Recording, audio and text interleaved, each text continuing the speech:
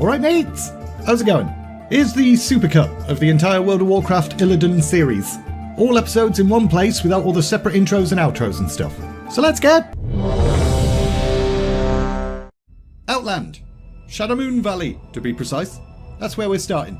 To anyone that was hoping that this was going to be some kind of Illidan biography, soz mate. Anyway, the Blood Elf forces of Prince Kel'Thas Sunstrider were currently in the process of assaulting the Black Temple, whilst demonic siege engines on the walls of the temple were raining down death on them and stuff. But despite their losses, the Blood Elves continued to push forward. They were going to take this fortress from Magtheridon, the Lord of Outland, whether he liked it or not. Illidan himself paused for a moment to have a little look-see at the temple. To a complete noob, the defences of this place might have appeared absolutely impenetrable, but to Illidan, with his more experienced eyes, he could see that these defences were actually a bit shit. The demons didn't have enough sentries to cover the length of the walls, and their warding spells were already starting to unravel. Even the outer gates were stained with rust. Plus, Illidan knew something the demons didn't. He and his companions had already spent the day sealing the portals around Outland. Portals that could have been used to bring in demonic reinforcements. So Magtheridon and his peeps were very much on their own. This will be a glorious battle, Master. His forces may outnumber ours, but we're prepared to fight to the end. Illidan kinda hoped that wouldn't be necessary. Not because he gave a shit about the Blood Elves, he just still had need of them. At least until he'd secured himself against the vengeance of the Demon Lord Kil'jaeden, anyway. The Deceiver hadn't exactly been pleased that Illidan had failed to destroy the Frozen Throne, even if he had managed to fracture the Lich King's icy prison in his attempt. Illidan then realised that Kel'Thas was staring at him, probably waiting for a response considering he'd just said his men were prepared to die for him and stuff. I am pleased by your people's zeal, young Kael. Their courage alone may be enough to... Lord Illidan, new arrivals come to greet you. Lady Vash slithered into view, obviously not that bothered that she just interrupted two people having a conversation. And behind her, Illidan could see a whole bunch of big ugly monsters approaching as well. Broken, corrupted and devolved former members of the Draenei race. And their leader, Akama, then stepped forward. Me and my people have fought the orcs and their demon masters for generations. Now, we will end this curse forever. We are yours to command, Lord Illidan. You've arrived just in time. Those machines on the walls must be silenced, and the gate must be open. Akama nodded and gestured to his peeps, and then they bloody vanished. Turned damn near invisible, they did. The stealthy buggers then swarmed forward and clambered up the walls of the temple, and a moment later, the sound of combat erupted from inside, the huge gates of the Black Temple swung open, and explosions in the near distance sounded, signifying that the generators powering the demonic war machines had been destroyed. Illidan glanced at Akama, who looked really pleased with himself. He'd obviously been waiting for this day for a while. Your people shall have their vengeance, Akama. Vash, Kael, give the final order to strike. And so they did, and the main bulk of the Naga and Blood Elf army advanced through the gates. Within the Black Temple, there were probably 10 fell orcs for every one of Illidan's troops, but that didn't seem to matter. Illidan's forces swept in and cleaved through the disorganised enemy with ease. The courtyard was cleared within a matter of minutes, leaving the way to the temple's inner citadel and Magtheridon's chambers wide open. The Temple of Karabor will belong to my people once again. It will be returned to your people, in good time. The Temple of Karabor had been one of the most sacred sites of the Draenei, before corruption had turned it into this bloody eyesore, and Illidan could sense just how much it meant to the broken. But he didn't care at all. His purpose far outweighed their desires. Ain't nobody got time for scruples and sentimentality. But he still had every intention of giving the temple back to them once he had achieved his goals. When we overcome the Pit Lord, we will gain the support of most of his fellow lieutenants. They follow the strongest, and we will have shown that their faith in Magtheridon was misplaced. Cut off the head and the body falls. Will you slay Magtheridon, Lord? We shall do much worse than that. The doorway to the throne room slid open, and it bloody stank. The Pit Lord himself was about 5 times bigger than any Blood Elf, and he was flanked by 2 massive Doomguard, each nearly as tall as he was. Who the bloody hell are you? Are you an agent of the Legion? Have you been sent here to test me? I've come to replace you. Outland and all of its denizens will bow to me. As the Pit Lord moved forward, the earth beneath him shook, because he was heavy and stuff. His 2 demonic bodyguards then advanced, and Illidan sprang into action, launching his 2 warglaives through the air. Within seconds, one of the demons lost his arms, whilst the other's head fell off, so they weren't going to be fighting anyone anytime soon. Illidan then lunged forward, slicing tendons in both of Magtheridon's front legs, before leaping onto the beast's tail. He then ran up his spine and drove both blades into the demon's thick neck. But it wasn't over yet. The plan was not to kill the Pit Lord, so Illidan quickly raised his hands and started to chant a spell of binding. Oh, you're strong for a mortal. I am no mortal. Anything that can be killed is mortal. Illidan then gestured towards Lady Vash to join in with the binding spell, so she nodded and did that. The spell still needed a little bit more oomph though, so Illidan glanced over at Kael. However, that junkie bastard was currently licking his lips over all the unleashed magic in the air. El'thas! Kael then snapped out of his stupor and joined in as well, and the spell then locked into place. The Pit Lord was successfully bound. Finally, the first stage of Illidan's long-dreamed plan was complete. May I ask when I may begin, sir? Begin what? We must purify the temple. Prepare it to be returned to holiness. There will be time for that afterward. Afterward? After my business is concluded. There is much to do before Outland is freed. But the temple is free now. Nowhere is free, whilst the Burning Legion reaches out for conquest. Right. Great. May I withdraw and share the great news with my people? You may. The temple will be returned to the Broken, Akama. Just not today. Yeah, sure. Whatevs. Akama had a feeling this was going to happen. It would have been pretty dumb of him to trust an agreement made with someone called the Betrayer. If the Hunter of Demons wasn't going to hold up his end of the bargain, there were others who would. So off he went to find them. A short time later, Illidan was stood up on the roof of the temple with Kel'thas and Vash, and although he'd initially felt pretty good about his victory, he'd since grown restless. He didn't feel as triumphant as he'd expected to.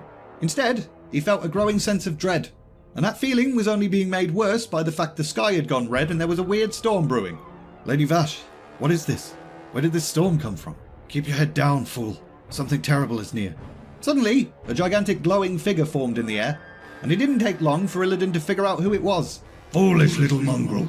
Thought to hide from me in this forsaken backwater, did you? It was impossible to do anything but look into Kil'jaeden's eyes, and by doing so, a link was established between Illidan and the Deceiver. Illidan could feel Kil'jaeden's cruel mind inspect his own, but he knew this day would come, which is why he planned for it. All he needed to do was make the Deceiver think he was successfully invading Illidan's innermost thoughts and secrets. So he braced himself against Kil'jaeden's will, only to allow the outer walls of his mind's defense to collapse. He then put up a second layer of protection, only to slowly let that crumble away as well, all to make Kil'jaeden think he was just too strong. And then he sneakily cast a spell that made all his secrets disappear, which makes everything else seem a bit pointless, but okay. Kil'jaeden's colossal intrusive presence rummaged around in Illidan's mind palace for a bit, and after he was satisfied there were no juicy hidden secrets, he changed his focus and started scanning Illidan's recent memories instead. Firstly, back on Azeroth, some bloke called Arthas had pointed Illidan in the direction of the Skull of Gul'dan, and after defeating a dreadlord called Tichondrius, he'd consumed the artifact's power, only for Tyrande and Malfurion to see his transformation and view him as nothing but a monster. Next, his attempt to destroy the Frozen Throne. Illidan channeled Dalaran's magical energies through the Eye of Sargeras to create devastating earthquakes that would tear Icecrown apart, only for his goddamn twat of a brother to intervene before Illidan could finish the job. Although he did manage to fracture the Lich King's prison in the process, which might come in handy. Then, Illidan's flight to Outland, being captured by Maiev, but then rescued by Kel'thas and Vash. And after that, today's events. Their victory over Magtheridon. It didn't matter that Kil'jaeden witnessed that memory. The Demon Lord didn't care who ruled Outland, as long as they ruled it in the Legion's name. Anywho, once Kil'jaeden was satisfied, the link was broken and he withdrew from Illidan's mind. And Illidan knew he needed to choose his next words very carefully. Kil'jaeden, I'm attempting to bolster my forces here, but the Lich King will be destroyed, I promise you. Is that so? Well, these servants you've chosen do show some promise. I will give you one last chance, Illidan. Destroy the Frozen Throne, or I'll f*** you up, you dickhead. And then he was gone. Illidan let out a big old sigh of relief and turned to his companions. Perhaps hiding here was not the best idea. Will you follow me into the cold heart of death itself? The Naga are yours to command, Lord Illidan. The Blood Elves are yours as well, Master. There are things I must do before we go, because we are not prepared. Maiev Shadow Song, otherwise known as the Crazy Stalker Batman Lady, was currently stood atop a cliff, studying her surroundings, which was difficult because the huge Outland sun was glaring right in her eyes. But she did manage to spot what she was looking for, one of her group's alien pursuers, ducking in and out of sight behind a boulder. I see our insectoid friends are still following us. I've heard they take captives to feed their hatchlings. The ninja's words did not surprise Maiev. Outland was a bloody awful place, inhabited by bloody awful creatures. And as if to emphasise that point, the blaring foghorn roar of a fell reaver then sounded off in the distance, 2 days ago, Maiev and her watchers had barely managed to escape one. Surprisingly sneaky buggers considering how gigantic they are. Maiev then noticed more Ravagers scuttle into view. I could put an arrow through that one's eye. Why bother? There's thousands more of them. Let them follow. If they attack, we'll teach them the error of their ways. But let's not waste arrows. The troops then fell into line behind her, and Maiev knew she was going to have to keep a close eye on all of them. Back home, on Azeroth, she never would have doubted her soldiers' commitment, but they weren't back home. They were here, and she'd already noticed a wild look in several of her soldiers' eyes, ever since they'd chased Illidan through the portal. He will not escape us, Warden. Of course he won't. I've not crossed the gap between worlds to let the betrayer elude justice. Although, he does have powerful allies here. So what? He's not getting away. We captured him once, we'll capture him again. More Ravagers then started to appear over on a different slope. It was entirely possible that these bug-like creatures were setting some sort of trap. Illidan wasn't with Kel'Thas or Lady Vash when we first captured him. Prince Kel'Thas is a traitor, Lady Vash is a twisted abomination. If they get in our way, then we'll kill them. Now, Maiev wasn't quite as confident on the inside as she was pretending to be in front of her peeps, but she didn't really care about Kel'Thas or Vash or any other person that might stand in her way. All she cared about was Illidan. She'd not spent 10,000 years of her life guarding him just to see him bugger off and do his wicked nasty stuff. Do you think this broken sage will be able to help us against them? This Akama, or whatever his name is? I don't know, Inindra. He may be of use, he may not. In the long run, it doesn't matter. We're going to win. We always have, and we always will. Awkward silence then fell across the entire group, and whilst Maiev's followers exchanged weary, she's talking shit type glances, Maiev found herself having a little bit of a flashback. Mainly because the landscape of Outland had been torn apart by magic, and it wasn't that different than something she'd seen before, over 10,000 years ago. The War of the Ancients. Forests burned and nations died.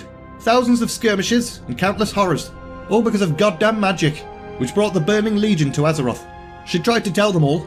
It was obvious. They needed to kill everyone who used magic. The High Elves, Illidan, all of them. But did they listen? Not for shit. Instead, they chose to follow Malfurion and Tyrande. Bunch of pussies. The sound then brought Maiev back to the present. The Ravagers were on the move again, edging closer. So, the Warden ordered her peeps to mount up, and then they all started to cheese it. Inindra then rode up alongside Maiev, with a confused look on her face, obviously wondering why they were cheesing it, especially after Maiev was being all Billy Big Bollocks a minute ago. But now was not the time to senselessly throw away lives in pointless battles, not when the trail of their true prey lay before them. Oh, Illidan, what an enigma. His mind was impossible to comprehend. And that bothered Maiev, because she was a hunter and wanted to understand her prey, not because she wanted his balls or something.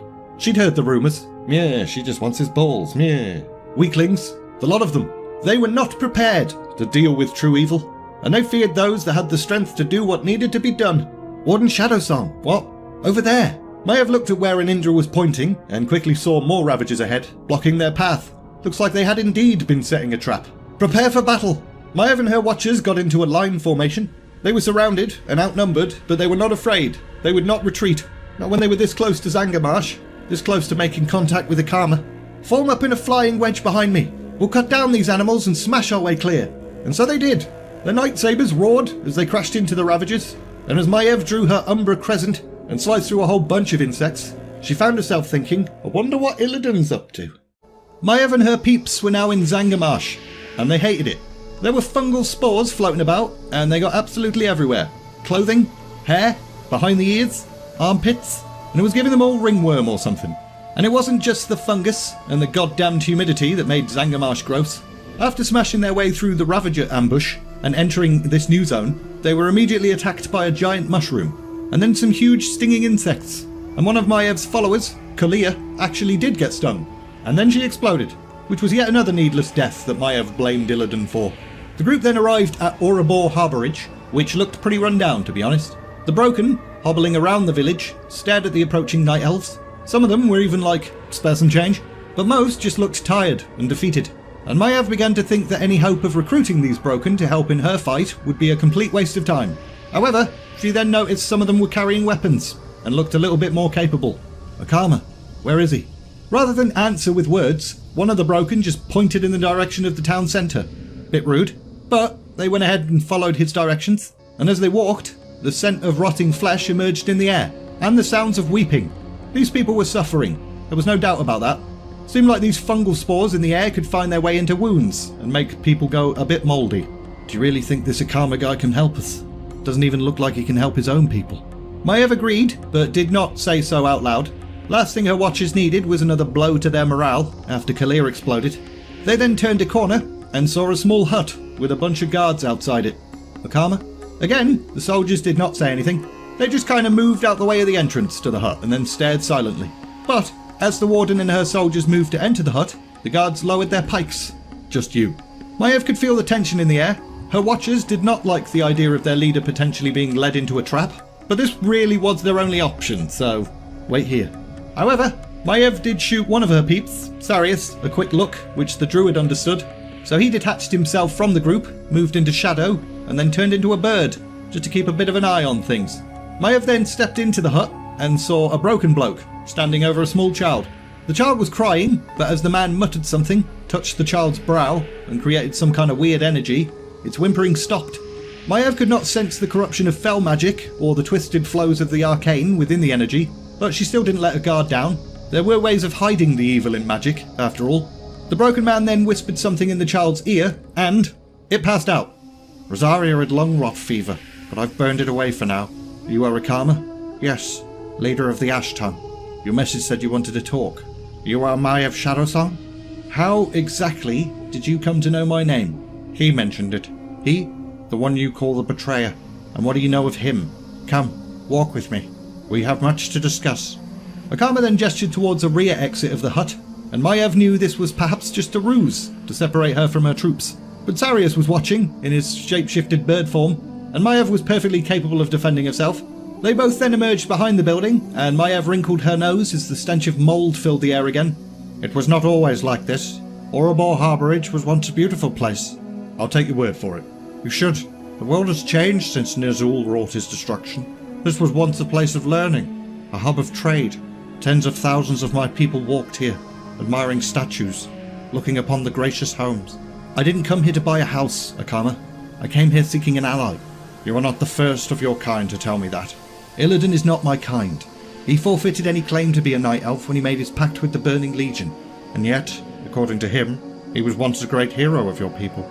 According to him, yeah, not according to the rest of us. The two of them then passed the boundaries of the village and arrived at a vast, calm-looking lake. Please, be seated. But Maiev did not sit down. Instead, she stood very upright and placed one hand on the hilt of her weapon. As you wish. Let's talk about the betrayer. Well, he's a being of great and cosmic evil. 10,000 years ago, he betrayed us to the Burning Legion.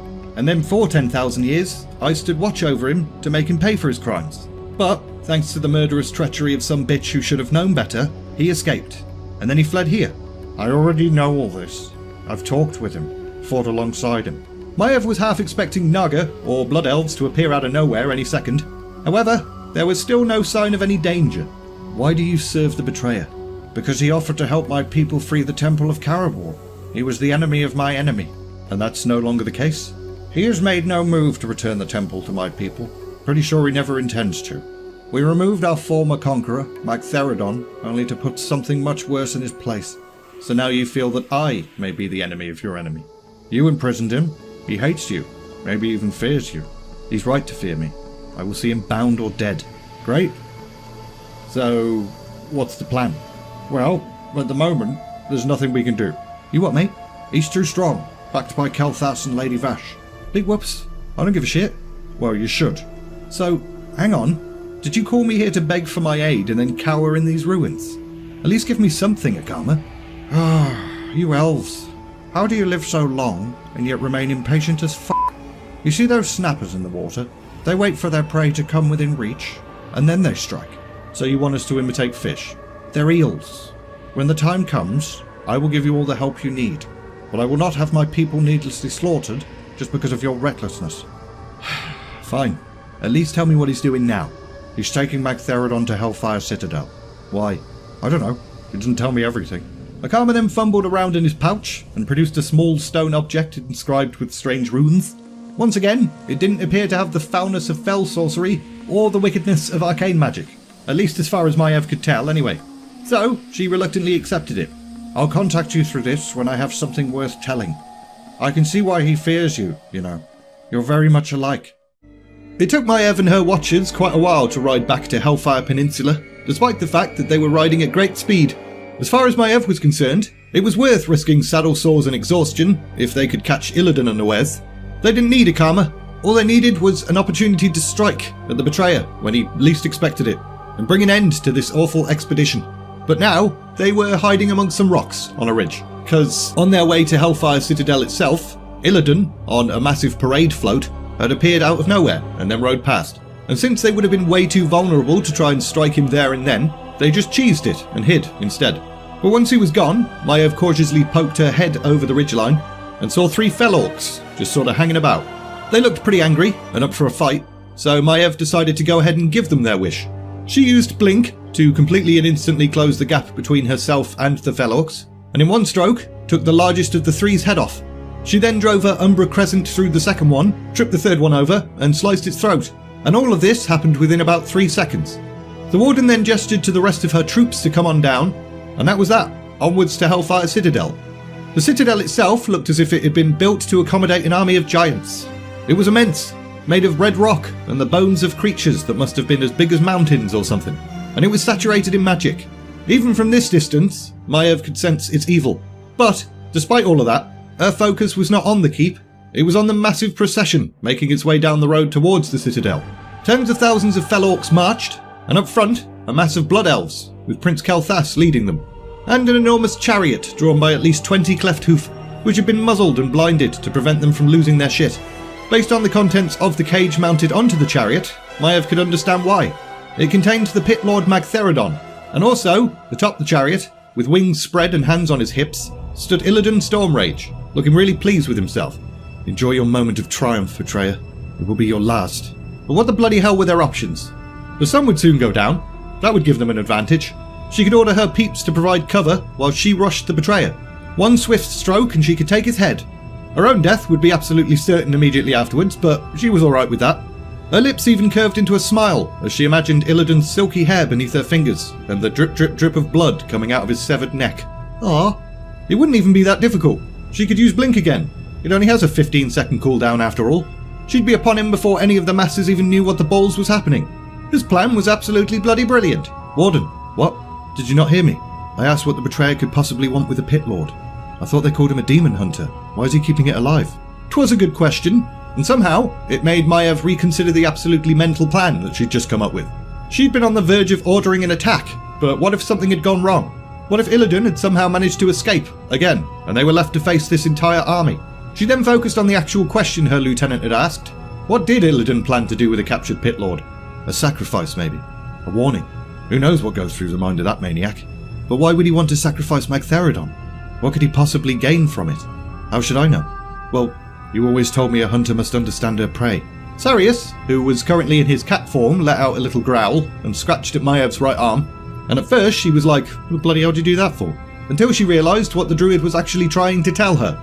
Illidan and all of his troops now seemed to be looking directly towards them. There was no way they'd be able to see them at this distance, but it was still a little bit unnerving. So they rolled away from the edge of the ridge and crept down slope. Maiev then studied her troops. A ninja was currently flexing the fingers of her blade hand, which was something she always did when she was extremely nervous. Sarius had reverted back to normal, and he was frowning, and the rest of them looked very pale and sweaty. They were all terrified, and that was just outrageous. They were supposed to be watchers, chosen for their courage and steadiness in the face of danger. They'd seen countless horrors, and yet now they seemed just about ready to give up and cheese it. We can't win here. Maiev wrestled with her anger before slowly allowing the idea to seep into her mind that maybe they were right. So she closed her eyes and offered up a prayer to Elune, whilst her followers stared at her, eagerly awaiting her response. No, we cannot win here.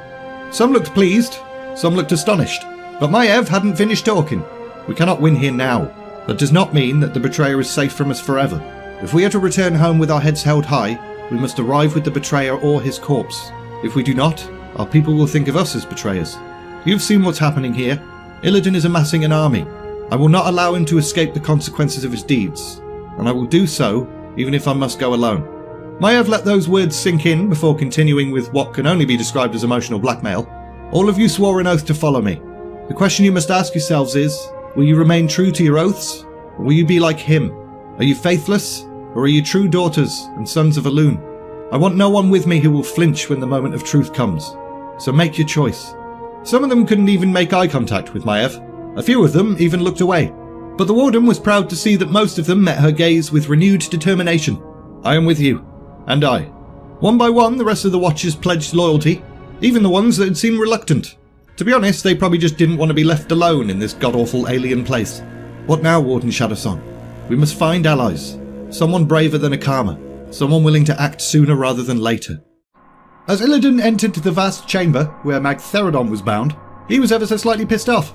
Firstly, his recent loss had hurt his pride a little bit. But also, there were reports of Maiev and her peeps still hanging about in Outland. But so far, nobody could find the bitch. Failed your mission for Kil'jaeden, did you? Not surprised. You are nothing but a failure. Illidan muttered a word of power, sending a surge of energy through the chains binding the Pit Lord, which hurt Magtheridon quite a bit. Must be embarrassing to be defeated by such a failure. You think you've defeated me? Yeah. Or are you too stupid to realize that being imprisoned is not a sign of victory? The Demon Hunter then sent another surge of energy through Magtheridon's chains. He was doing this for a reason though, which will soon become clear. I'm not the only one that's been defeated. I wonder how Lord Kil'jaeden will respond when he learns that you've squandered your last chance. How do you know I've failed? Come now, little Illidan. It's not rocket science. I can see that unpleasant scratch on your side, and you reek of the walking dead. You've the taint of that great blade Frostmourne on you. 'Twas true. Illidan had gone to Azeroth, fought against Arthas, and lost. And with that defeat, Illidan's last chance of destroying the Frozen Throne and appeasing Kil'jaeden was gone. And I already animated that fight in the Arthas series, so I'm not doing it again. You will not escape Kil'jaeden, nor will you spare Azeroth. His invasion of your precious homeworld cannot be stopped. Illidan lanced the Pit Lord with yet another surge of pain. Magtheridon was almost weak enough now. Kil'jaeden is not known for his mercy, Demon Hunter. He will not be gentle when he takes his vengeance on you. For a fourth time, Illidan sent a surge of fell power through Magtheridon's chains, and the Pit Lord was now weak enough. It was time. Akama. The door to the chamber squeaked open, and Akama entered, and as he shuffled over to Illidan very sheepishly, he did not take his eyes off Magtheridon at all. Tell me, Broken One, has the betrayer returned your temple to you yet? What do you wish of me, Master?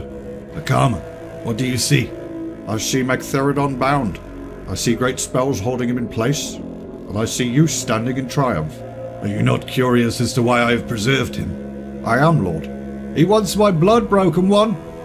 What's he talking about? He is correct. His blood contains the secret to creating fell orcs. It can be distilled into an elixir that gives the orcs might and ferocity. And why would you do that? Because I have need of an army. The Burning Legion is coming for us. They must be defeated, no matter what it takes. Creating more of those foul creatures it's an abomination, Lord Illidan. Forgive me, but it's true. You've outraged your pet's sensibilities. It's not the first time either. Illidan spoke a fifth word of power to shut Magtheridon up. However, he did have his doubts about Akama. He had doubts about all of his followers, but he wasn't going to show them that. We need a mighty army, Akama. Otherwise we will be overwhelmed. Now do what I tell you to do when I tell you to do it. Illidan then brandished his warglaives, started chanting, and strode towards Magtheridon. And as he drew closer, the Pit Lord started to throw a bit of a wobbly. Turned out he wasn't quite as relaxed about the prospect of bloodletting as he'd previously let on. But Illidan didn't give a shit. As he reached Magtheridon, his blades bit chunks out of the demon's flesh, and as a result, green blood started oozing out. And to Illidan, it smelled quite delicious. Some of it even splashed on his face, which he immediately licked. But he fought the urge to start lapping it up off the ground like a savage. The strength it would grant was not worth the price he'd have to pay. He then turned to Akama, who looked absolutely bloody horrified, and barked his orders. Now, Akama, bind the blood. Set it flowing into the channels. So Akama did that. He cast his spell, and the blood slowly filled the channels carved into the floor, and then pulsed into a system of pipes. Pipes that led to a bunch of tanks. And that was that. Illidan smiled. He'd collected the first of what he needed, and now it was time to get to work. A short time later, Illidan had got to work. He was now in a huge gallery, filled with orcs lying down on gurneys, and there were tanks pumping bubbling green fluid into their veins. Akama was also there, still looking horrified, but also a little bit disgusted. This is an abomination, Lord Illidan. So you keep saying, but it's necessary. But is it though? Do you think it's wise to question me? Suddenly, one of the orcs undergoing the procedure stirred, but then seemed to just settle down again. It will make them stronger, faster, make them heal quicker. But at what price, Master? They will be filled with rage and hatred and a hunger for battle.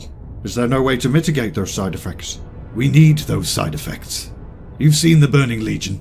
You've felt its wrath. We need to be just as fierce. You really think the Legion can be defeated here, Lord? I think they can be held here.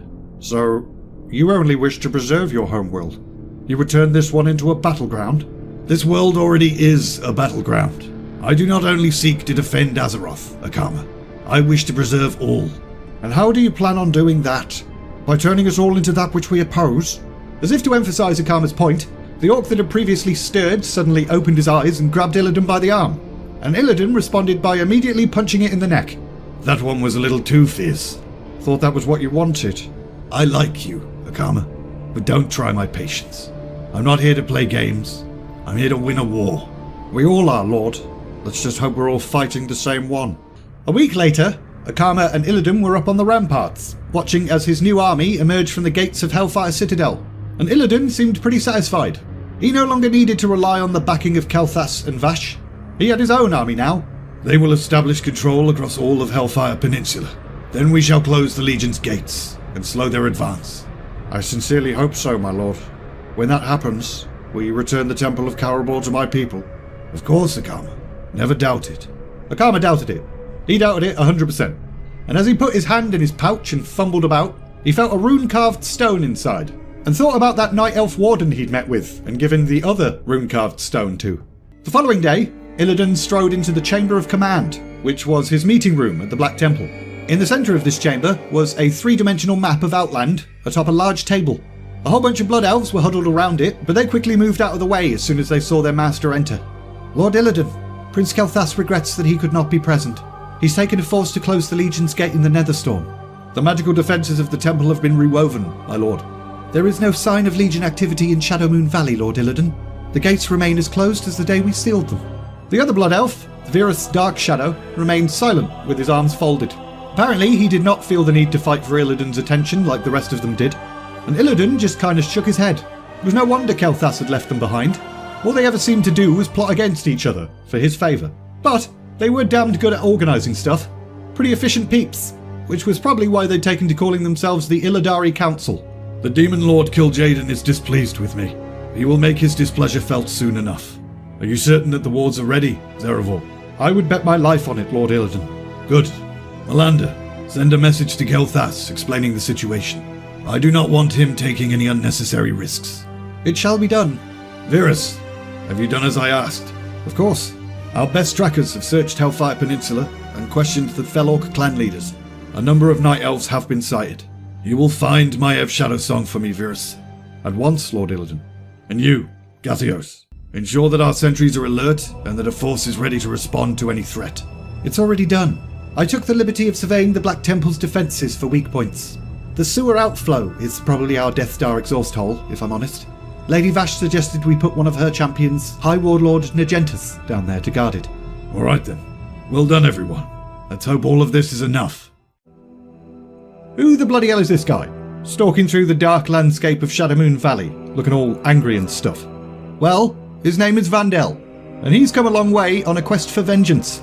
You see, his 3-year-old son, Cariel, had been torn apart by a fellhound during the Third War, and as you can imagine, Vandell was quite upset about that. Vandell remembered the day vividly. He had been in the woods hunting when the alarm horns sounded, and although he'd raced back towards Ashenvale as quickly as he could, he wasn't fast enough. And there wasn't much left of his 3-year-old son, just a pile of goo and a fellhound munching on tiny bones. And as a result, Vandell had gone a little bit mad, as he would. No sane elf would have spent long years tracking the betrayer. No sane elf would have passed through that magical portal and come to this shithole. The wall of the Black Temple loomed before him. There were many sentries and many warding spells. This was a fortress girded for war, so Vandell took advantage of every patch of shadow he could find. He wasn't going to let himself get cut down by the temple's guardians before he'd finished his business. The wall itself was dotted with clumps of moss and cracks from erosion, meaning someone who'd learned to climb amid the great trees of Ashenvale could probably scale it. So Vandell went ahead and did that. But as Vandell looked down, there was a brief moment where he felt the urge to just let go, end his suffering, rejoin his family. But he resisted. He couldn't rest until his son had been avenged. When he reached the battlements, he immediately jumped into more shadows. There were no signs of sentries nearby though, so that was cool. However, a bat-winged shadow then passed above. 'Twas Illidan, the betrayer himself, being all Batmanish. Not long, my son. Not long. Illidan then landed atop the highest tower of the temple, paced for a bit and then leaned against the banister, seemingly surveying everything as far as the horizon, and Vandell wondered if the betrayer had noticed him. The demon hunter's sightless eyes were known to perceive things that most other peeps could not. But whatevs, probably nothing to worry about. So the night elf hunter stalked forward and continued his ascent until finally he was stood atop the very same tower as his target. Illidan's back was turned, still surveying the landscape. What was he looking for? What could he see? However, the demon hunter then just casually turned round, as if he'd known Vandell was there the whole time. Forgive the intrusion, Lord Illidan. I did not wish to be cut down by your sentries before I had spoken to you. What do you wish of me, Night Stalker? I want to slay those who slew my family. I want to slaughter your enemies. I have quite a lot of enemies. I want to learn what you've learned. I want to hunt demons. Will you teach me? I will teach you, and thousands like you. Go below. Rest. You will find what you seek, or die in the attempt. Illidan then turned his back again and returned to staring at the horizon, and Vandell figured that was an indication that this conversation was now over. So he strode back down to the base of the tower and found two tattooed figures waiting for him. One was a tall female with a scarred face. She seemed somewhat like a night elf, but she had demonic features. Her eye sockets, for example. Most people's eye sockets would have eyeballs in them. Hers had green flames instead, which was a bit weird. The second figure, also somewhat night elven, was male, and his eyes were sewn shut, as well as his lips. You have spoken with Lord Illidan? Yes. You are privileged indeed. Privileged? Am I? He does not greet every supplicant personally. Seems he has some memory of you. Perhaps he has something special in mind. I would not presume to read Lord Illidan's mind. You're wiser than you look. Do you have a name? I am Ilarisiel. He is Needle. Nobody knows his real name. Vandell bowed politely and the female laughed mockingly. However, Needle just kind of bobbed his head, which surprised Vandell more, to be honest, as he assumed the male would be blind, considering his eyes were sewn shut. Lord Illidan told us to take you below. How and when exactly did he tell you to do that? You will find out eventually, if you live. Gulp! The pair then led Vandell through a maze of corridors until eventually they arrived at some ruins. This was once part of the Temple of Karabor. The orcs and demons didn't leave a great deal of the original structure standing, to be honest. The intact buildings belong to Lord Illidan and his champions. We live here, under the watchful eye of Varidus and his companions. Varidus, the master tutor. As they entered the ruins, Vandell couldn't help but feel like this place seemed like an asylum, or a battlefield hospital. Elves sprawled everywhere. Some night elf, some blood elf. Some muttered to one another, and some sat on their own, rocking backwards and forwards in the shadows. In fact, one female suddenly jumped up, screamed, and then raced through the chamber yelling, "Worms, worms, worms!" And the weirdest thing was, no one else seemed disturbed by that. As you can see, you're not the only one that's found their way here. Many have come looking for Lord Illidan, but only a few will live to enter his service. Why do you keep saying that? What do you mean? You'll find out soon enough. Pick out any place and rest. You'll need your strength for the trials ahead. And then she was gone. And Needle was like, and then he was gone. Don't pay too much attention to her. She just likes to scare the new recruits. Somebody probably did the same to her when she first got here. Vandell turned to see who that voice belonged to. It was a mature-looking night elf, which meant he could be anywhere between 20 to 15,000 years old. And as far as Vandell could see, he had no scars or tattoos or sewn-up orifices. I know what you're thinking. My name's Vandell. Elune shines on the moment of our meeting, Vandell. I'm Ravael. Nice to meet you. So, you were about to tell me what I'm thinking. Please do. I'm not even sure myself. You're thinking what every newcomer that's ever been led into this hall thinks. Those guides are weird. Why did the rest of us have eyeballs and no tattoos? Are there more like them? Oh yeah, loads. Lord Illidan's building an army of the blind. But they're not blind, are they? They had no trouble guiding me here, or avoiding anyone in their way. You've thought things through, it seems. What are you doing here? Vengeance? Learn how to fight demons? Same reason as you, I'm guessing. Vandell took a deep breath and looked around again. At first, he'd assumed everyone here was mad, or an invalid. But now he realised that many of them bore scars, same as him. You lost someone? I lost everything. Yeah, I know what that feels like. Somehow, though, in this place, I feel we have even more to lose. Maiev almost felt relaxed, albeit a little bit bloated. She had a belly full of cleft hoof meat, after all. She and her followers had spent most of the day hunting the big hairy beasts, and after eating the meat, they'd tended to the hides, making new armour and stuff. And that brought back memories for the Warden. She'd hunted with her mother back when she was a wee little night elf. They used to make their own clothes. It was lovely. But her mother was killed by the Burning Legion, so enough about that. Illidan was still at large, gaining even more power every bloody day. How was that butt munch constantly finding more allies whilst her forces had only grown a little bit? Didn't make any sense. At least this Nagrand place was nice though. The air was clean, and the sky was blue. Sure, you could still see the effects of the world-splitting magic inflicted on Draenor, but it was a hell of a lot better than Hellfire Peninsula. Maiev then looked over at her lieutenant, Anindra, who was currently lay on her stomach playing some kind of board game with Sarius. The two of them had proved loyal and good soldiers these past few years. They'd kept Maiev's forces alive under some very trying circumstances, and yet Maiev had achieved almost nothing to show for it. Her forces had grown but could hardly be called an army. A few hundred disaffected Draenor youths. Big whoops, that wasn't going to be enough. A commotion then sounded at the edge of the camp, attracting Maev's attention. The sentries were challenging someone, so the warden moved to investigate. But as she drew closer, she saw some unfamiliar broken. What's going on here? We could ask you the same thing. You are on Kuranai land, eating Kuranai beasts. Maiev had heard of the Kuranai before, another faction of Broken, one that owed no allegiance to Akama and his Ashtongue tribe. I saw no brand on those cleft hoof. This is our hunting grounds. We have not given you guest rights. Maiev considered the current situation and immediately started calculating. These strangers were outnumbered 20 to 1. Bah! You have an army. We do too, and ours is bigger. But it's not here. It could be, if I sounded this horn. I could put an arrow through your eye before that horn reaches your lips. God damn it, Anindra. That wasn't helpful at all. We meant to give no offence. We are strangers passing through this land and we saw only food and shelter. You should have come to Talar. Our people would have provided you with both, maybe even more things. There seems to be a lot of young Draenei following you. Our leader, Arikron, would probably love to hear your story. Maiev perked up at that. Potential new allies? With an entire army? Yes, please. Well, if it suits you, I will guide my people to your city and have words with your Arikron. I will leave some of my people to be your guides as I go ahead and give notice of your coming. How very formal of him. Hopefully he wasn't off to prepare some kind of trap. Sometime later, Maiev's group arrived at Talar. It was impressive, situated on top of a mountain peak and only accessible via rope bridges or from the air. The crowd lined the edge of the town, and unlike the Ashtongue of Oribor Harbourage, whose Broken looked healthy, and at the centre of the crowd stood a particularly large Broken, whose clothes looked quite fancy. Akal Hector, and welcome to Talar. I am Arikron, and I would give you welcome in my house. Cheers, mate. As they rode through the town, Maiev studied the odd Draenei architecture. Not that she thought the buildings were pretty, she was basically just looking for any ambush spots. Everything felt like a trap nowadays to Maiev. Bit sad, really. But soon enough, they entered the Kuranai leader's house and sat down at a table. Arikron appeared to have an honest face and a welcoming manner, but such things can be deceptive.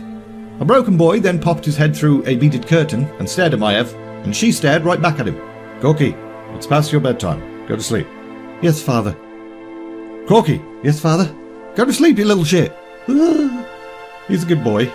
Bit spoiled, but I worry about him sometimes. Well, as a parent, you have a lot to worry about. These are dark times, and they're only getting darker. True, but the light will preserve us. It always has, and it always will. I wish I shared your faith. Faith in the light is open to all. All you need to do is believe.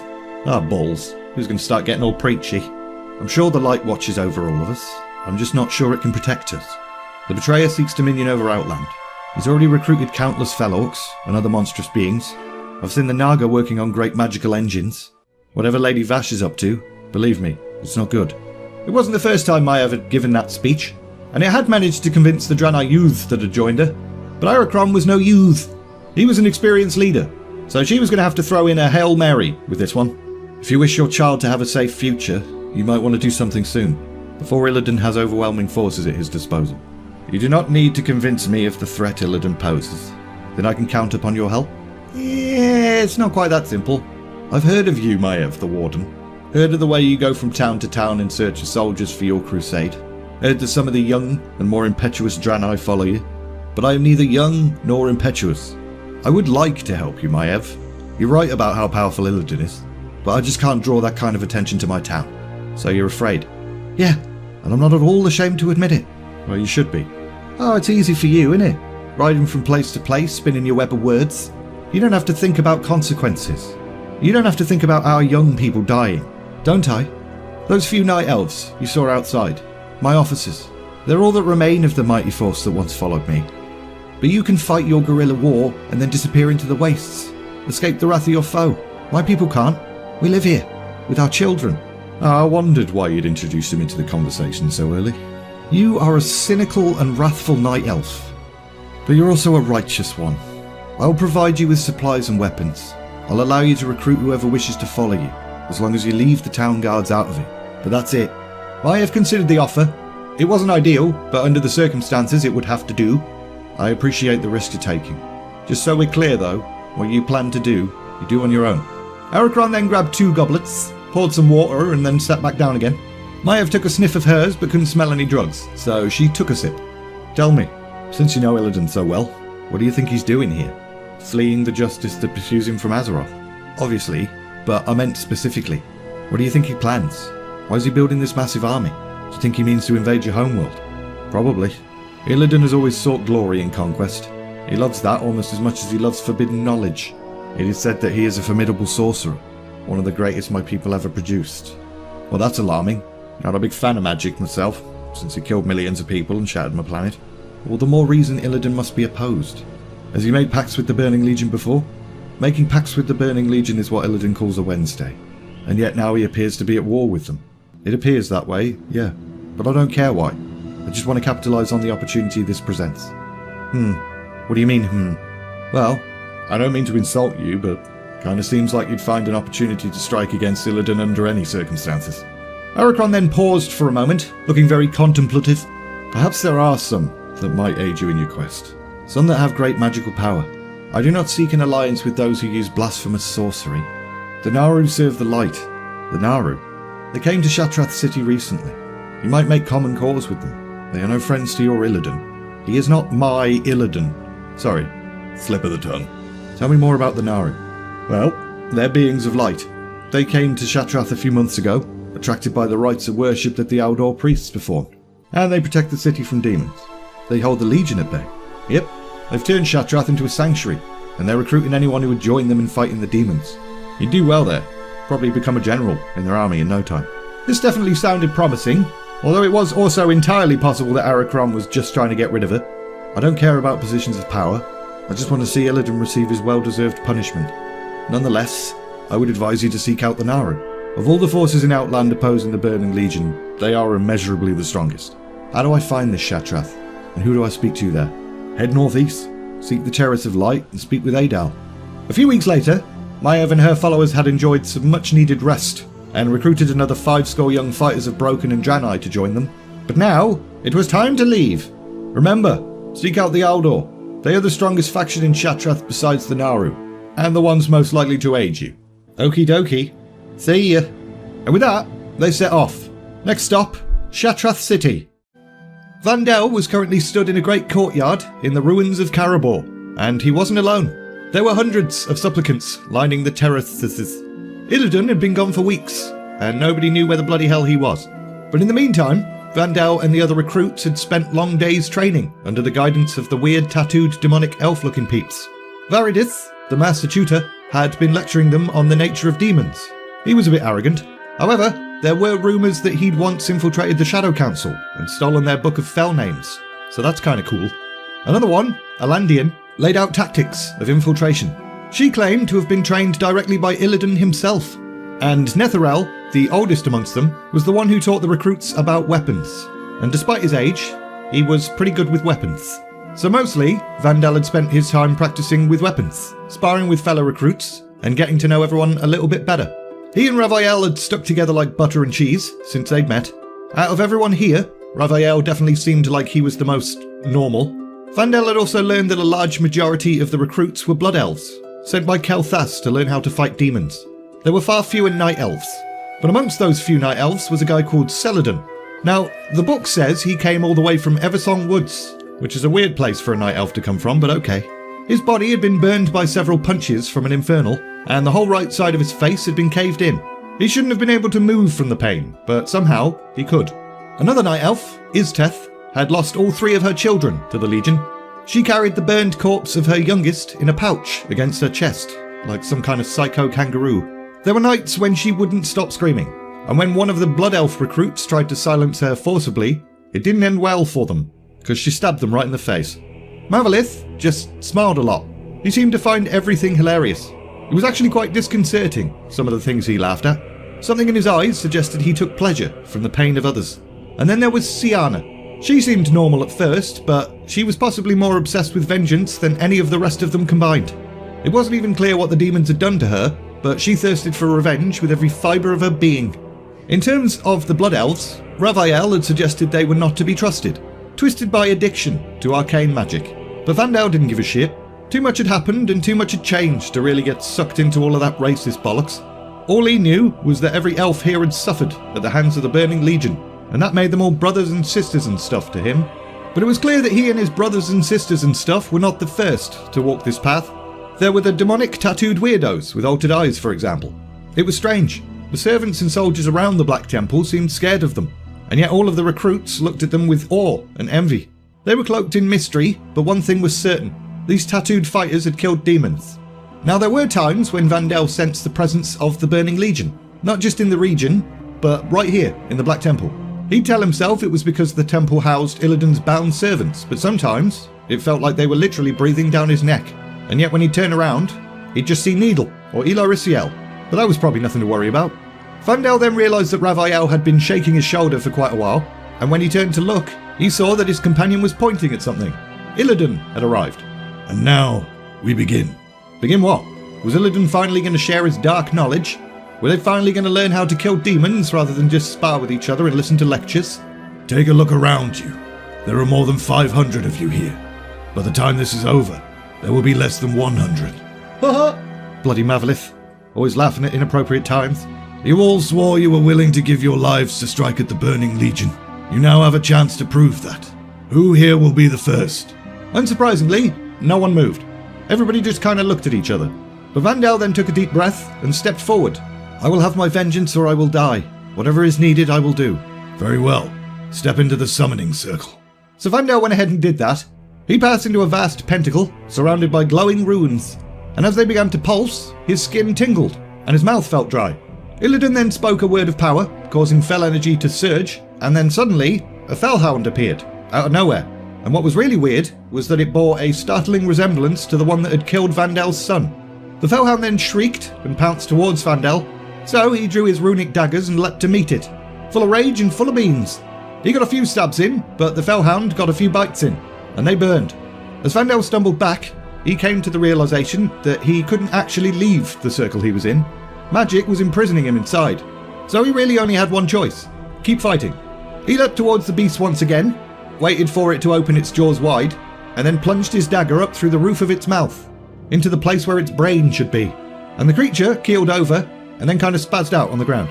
Illidan walked into the circle, reached down and pulled the fellhound's still beating heart right out of its chest. Eat it. Beg your pardon? Eat it. Vandell then glanced around and saw that all eyes were very much on him, and something in the betrayer's stance told him that defiance was not an option. So he took the heart in both hands, raised it to his lips, licked it a little bit, and then bit into the meat and forced himself to chew. It was tough, and quite spicy, and it tried to come back up a few times as he swallowed it. Illidan then pointed at the blood pooling around the now dead fellhound. Drink it. Ah, for fuck's sake. Vandell bent down and scooped up some blood in his cupped hands. He was really starting to feel quite sick, but he managed to gulp down the foul liquid, and to his horror, he felt as if something was kicking inside his belly. Had this disgusting meal made him pregnant? He didn't sign up for that. The betrayer then started chanting, and floaty green balls appeared, and bolts of magical energy then speared into Vandell from the balls, and it hurt a lot. Vandell now felt like his entire body was on fire.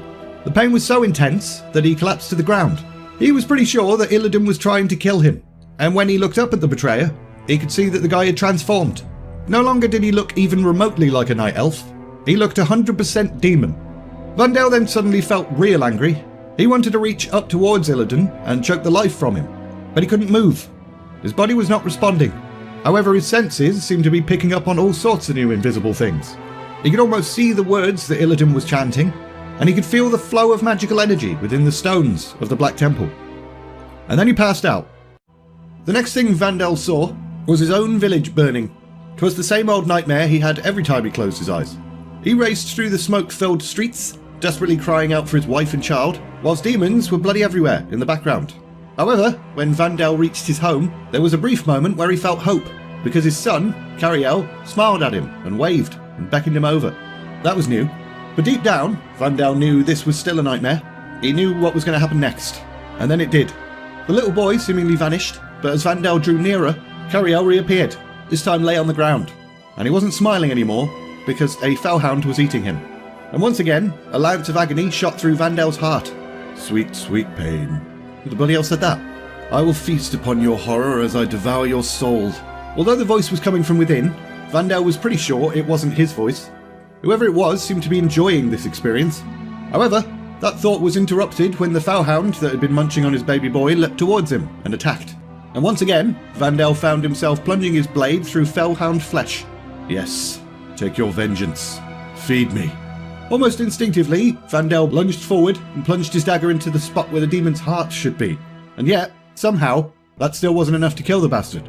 Such delicious agony. Both Vandell and the fellhound then started striking at each other. The demon scratchy-scratchied whilst the night elf stabby-stabbied. The pain from the monster's blows almost immobilised Vandell, but he fought through it until eventually the beast lay still on the ground, and Vandell lay beside it. Such nutritious grief. What are you? Images of Vandell devouring a still-beating demon's heart flickered through his mind. You believed you were consuming me, but I am consuming you. Vandell then felt something kick within his belly, trying to burrow its way out, trying to merge its spirit with his own. The reality of the burning village around him wavered, and he found himself back at the Black Temple, with Illidan Stormrage looking down at him. But then, the nightmare immediately returned, and warped his surroundings back to the burning village. Only this time, a massive figure loomed over him. A demon. Vandell got up and tried to rush towards it, but the intruder just effortlessly knocked him away. He then looked back towards his assailant. He could see them a little bit clearer now. They appeared to be a taller than usual night elf, with glowing tattoos, and a blindfold. Betrayer! You're behind this! Vandell clutched his dagger tightly, gathered his strength and threw himself forward. Never before had he struck a blow so pure, but Illidan caught his wrist and held it. I am not the enemy here. I'm going to kill you for what you've done. You will not be the first to try, but you are wasting your hatred. The Burning Legion did this. You serve the Legion. I serve myself. Lies. Vandell desperately tried to lean all of his weight into the dagger, but the blade did not move. Meanwhile, Illidan showed no sign of feeling any strain whatsoever. My family is dead because of you. Look around you. The demons are dead. I killed them. Lies. I arrived too late to save this place, which galls me. I was happy here once, 10,000 years ago. Vandell clenched his right hand into a fist and tried to punch Illidan, but the betrayer just blocked it. I grow tired of your petulance. I thought there was some strength in you. I witnessed you defeat that demon, armed only with a hunting knife. Are you going to stay here whimpering, or are you going to seek vengeance on those who did this? Join me, and you will have your revenge. Never. Illidan then casually backhanded Vandell away.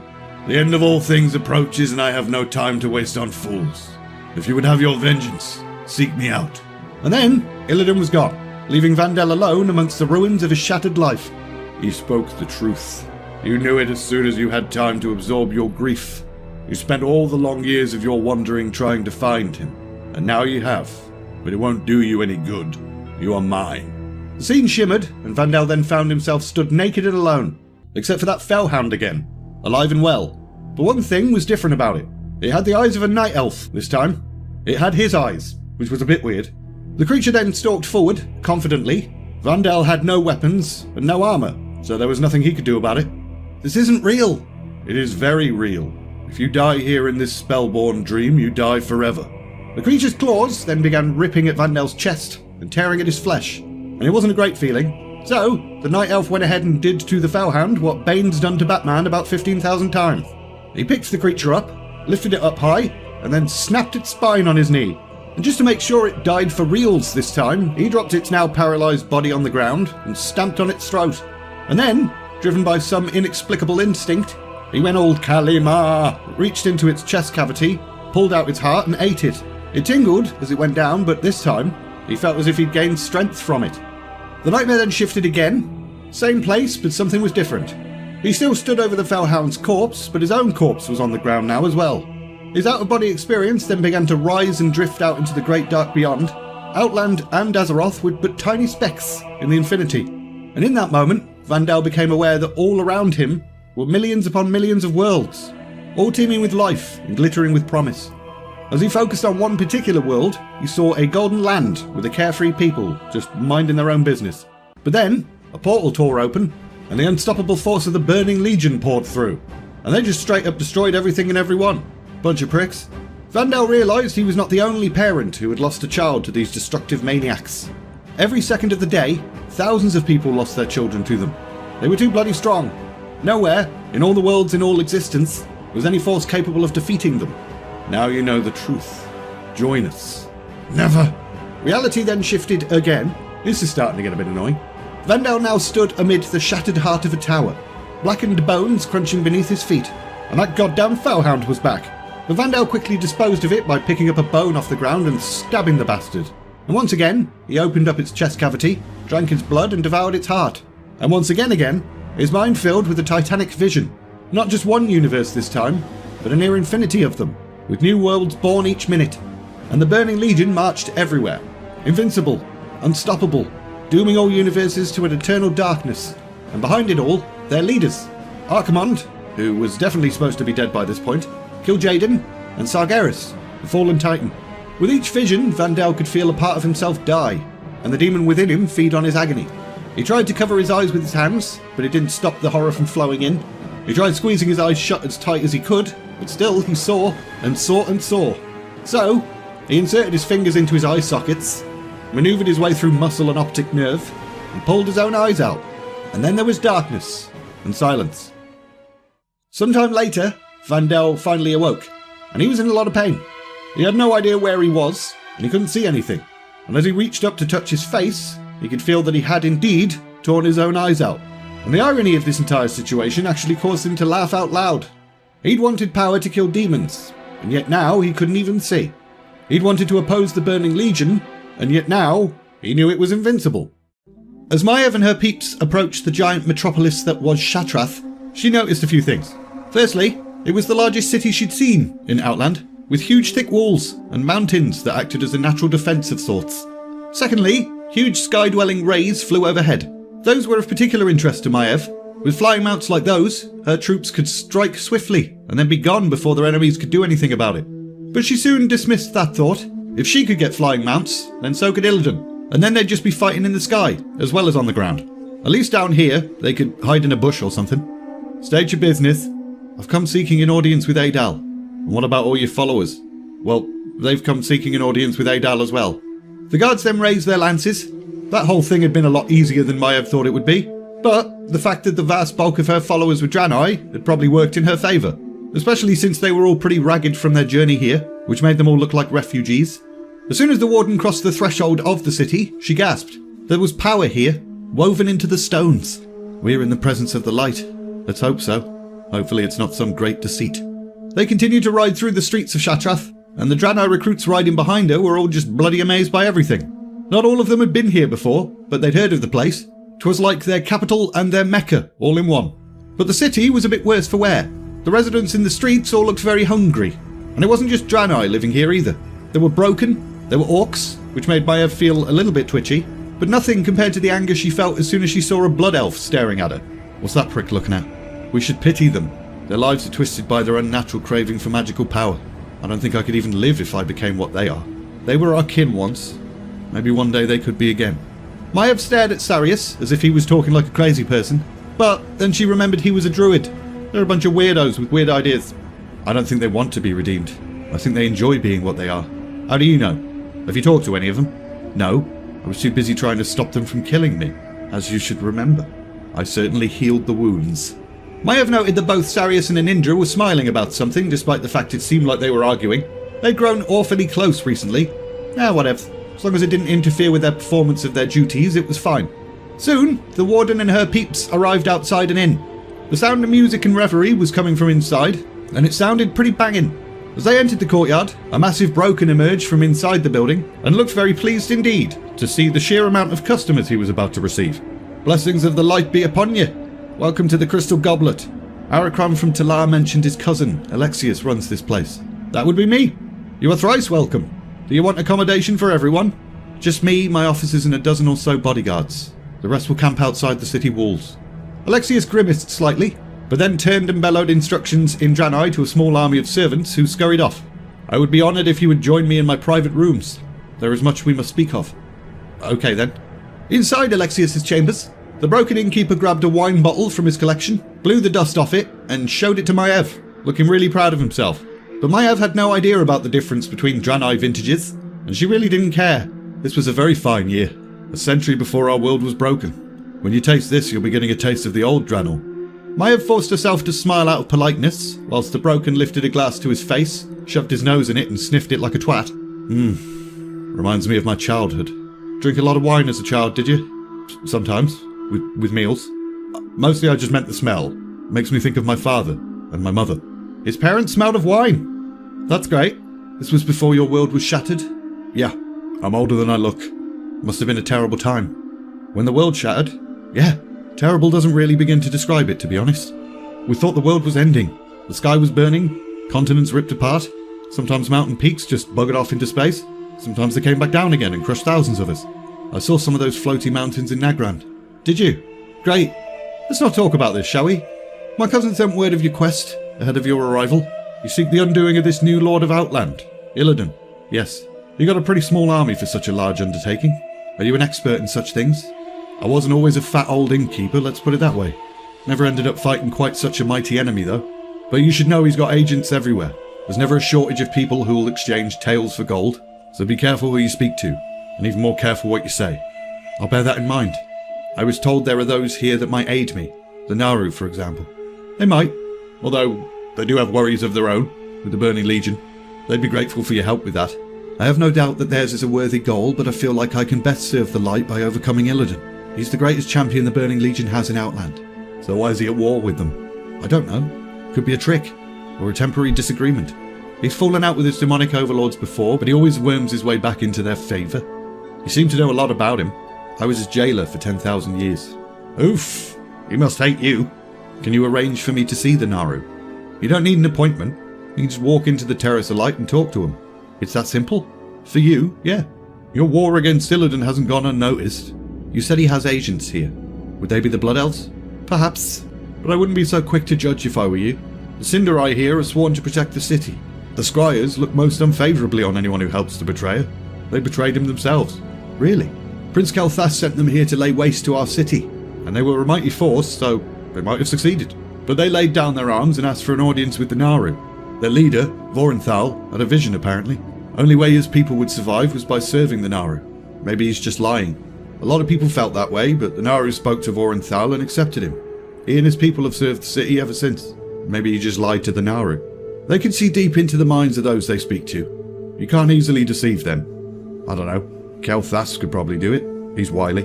Nonetheless, the Blood Elves of the Scryers tier would be another faction I would suggest you seek aid from. I would rather seek aid from Fel Orcs. Pity, the Scryers are mighty sorcerers and... Alexius then noticed Maiev was looking increasingly angry, so he decided not to carry on pressing the matter. I appreciate the help. No probs. There's one more person you could talk to. Khadgar. I believe he's from your world. Tell me about him. I've heard some stories. He's a human. Some say he's a hero who sacrificed himself to close the dark portal between Azeroth and Draenor. Others claim he was the apprentice of Maiev, though. That hardly seems like a recommendation to trust him. The Naaru do. Well, I'm not sure I can. Probably just as well he's not currently here, then. He was dispatched to the Netherstorm to investigate some strange appearances. You seem to know a lot, Alexius. I'm an innkeeper. We hear things. Well, I'm grateful for it, as long as you don't feel an urge to discuss my business with anyone else. He was sent here by my cousin, Maiev Shadowsong. To betray you would be to betray my own kin. Well, as long as we understand each other. Sometime later, Maiev entered the Terrace of Light itself. It was impressive, just like the rest of the city. The air shimmered, crystalline notes sounded in the air, and at the centre hovered a glowing entity of enormous power. So that's a Naaru. Hundreds of petitioners came and went, along with priestly servants. No doubt the Aldor she'd heard so much about. And some more Blood Elves stared at her as well. They didn't look hostile, but they didn't exactly look friendly either. They must have been the Scryers. Greetings, Warden Shadowsong. I am Adal. A loon shines on the moment of our meeting. How can I aid you? I've come to Outland in search of Illidan. I mean to return him to his incarceration. An ambitious goal. Illidan styles himself the Lord of Outland now. He has the power to make good on that claim. Who are you to oppose him? One who held him bound for 10,000 years. A blink in the eye of eternity. Seemed long enough to me. As you mortals measure time, it was, no doubt. You know Illidan must be opposed. It is a task you seem admirably suited to. It is the work of my life. So I see, which is why I regret all the more that we have no aid to give you at this time. You what, mate? We too have a mission in this place. We oppose the Burning Legion, a task that takes all of our resources. But Illidan serves the Legion. Opposing him can only aid you. At this moment, Illidan opposes the Legion. He is its enemy. We take advantage of this to gather our strength. He opposes the demons whilst it suits him.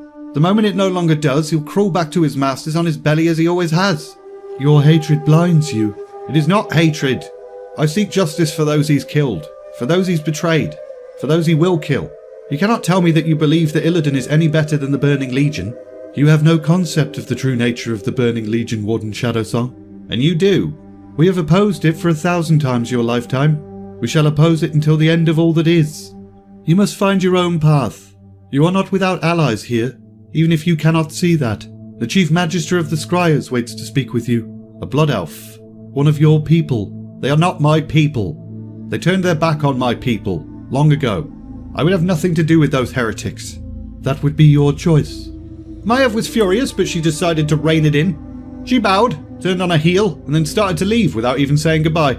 Some of the nearby blood elves audibly gasped at the sheer audacity of it, but that only made Maiev feel all the more pleased with herself.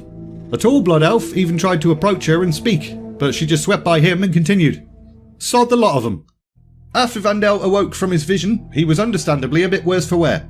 His head was spinning. All the while, the demon meat in his stomach was still trying to fight its way free, because he was dry heaving quite a bit as well. But what was weird was that although the thought of eating it sickened him, he was also craving more. All around him he could hear screams and moans, and the air itself smelled of rotting flesh, gangrene, pus and poop. At regular intervals, he'd hear the clippity-clop of hooves moving around on the stone floor, and somebody would swab him with a sponge every now and then, which annoyed him a little bit, because he just wanted to be left alone. Broken Moon! Demon Moon! That voice seemed familiar, but Vandell couldn't quite place it. Demons approach! Demons approach!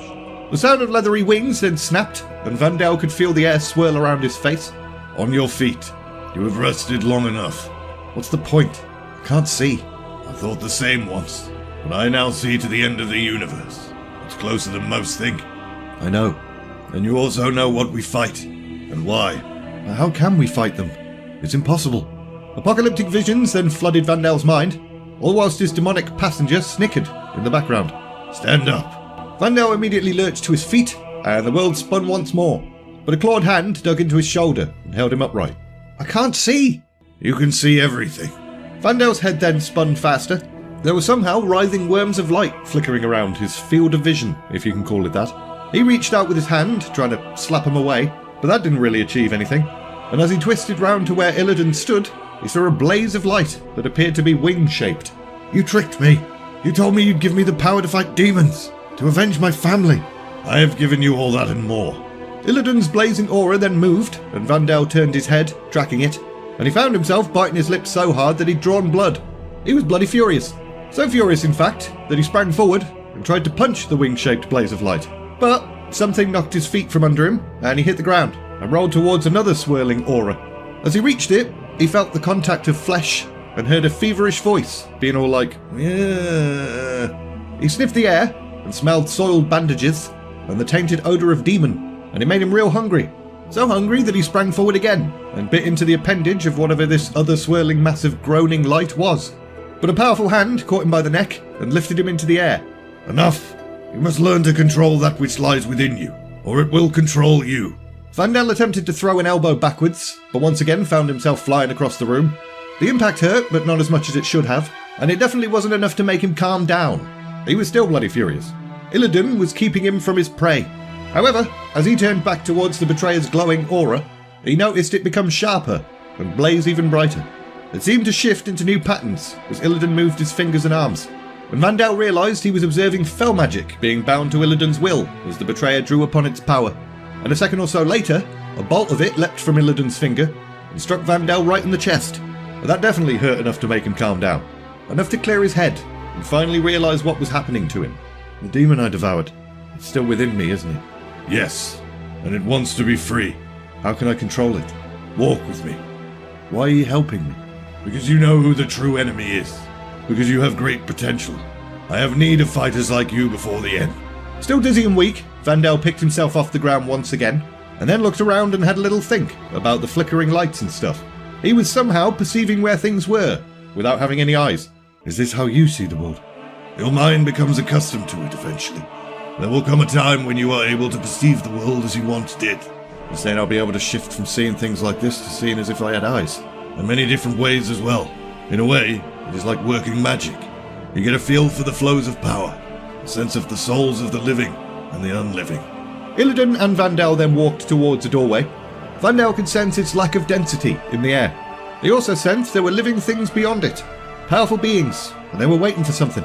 But he still managed to collide into a table as he walked through. Lie down on it. Why? You are about to receive your first tattoos. Vandell fumbled at the table with his hands and felt the texture of it, and realised his sense of touch was something he'd always taken for granted. He could feel every grain of the wood, every knot, and every splinter. He could also feel areas that were slightly rougher, as if the carpenter had got to a certain point and then been like, whatever, the table's finished. He then lay down on the table, and leather straps snapped into place around him, which caused him to panic a little bit. You will learn to do these for yourself one day, but for now, you must accept them from others. Be still. This will hurt. Someone else in the room then leaned forward, and something so hot it felt cold touched Vandell's flesh, and he wanted to scream. The voice inside his head was not enjoying this, and Vandell could feel its fear spread through him. This was a trap. Evil magic or something. A needle stabbed in once more, and pain blasted Vandell's entire body. Probably the most pain he'd felt since he pulled his own eyes out. He started thrashing about, trying to free himself, but the restraining bands were doing their job pretty well. As the needle stabbed again and again though, the voice in his head started to grow weaker and weaker, and the panic and fear he felt began to subside. And then it was over. The straps holding him down were undone, and he was allowed to rise from the table. I'm glad that's over. The worst is just beginning. Sometime later, Vandell was in a small cell-like room. But Vandell had been in this cell since receiving his tattoos. It had taken him the whole day to recover from that experience. But now he felt okay-ish. As he lay there, he touched and checked his empty eye sockets. They were still empty. Next, Vandell started to feel his new tattoos. But as he traced the ink, he felt something else embedded in his skin. Something weird. The places around his body that had been touched by demon blood had transformed. He'd acquired scales. He also now had sharp claws and sharp fangs. And this transformation had occurred after he'd received his new mystical tattoos. And all of this combined made Vandell feel extremely depressed. He was turning into the thing he hated most. Suicidal thoughts then entered Vandell's mind, and he felt compelled to reach over to the bedside table where his knife lay, but he stopped himself. He wasn't thinking clearly. Something was affecting his mind. You are seeing clearly. You are seeing yourself as you are. Illidan is mad. You are mad. Maybe the voice was right. Maybe he was insane. He'd always suspected it. Vandell then felt overwhelmed by self-loathing, picked up his knife, and inserted it under the edge of one of his new scales, and then cut it out. In his mind, if he could remove all the scales, he could stop the transformation. Like a surgeon cutting out a patch of gangrene. Vandell continued to cut again and again, until he was absolutely covered in blood, and it wasn't until he started to feel dizzy and weak from losing so much of his own blood that he realised he might actually die from doing this.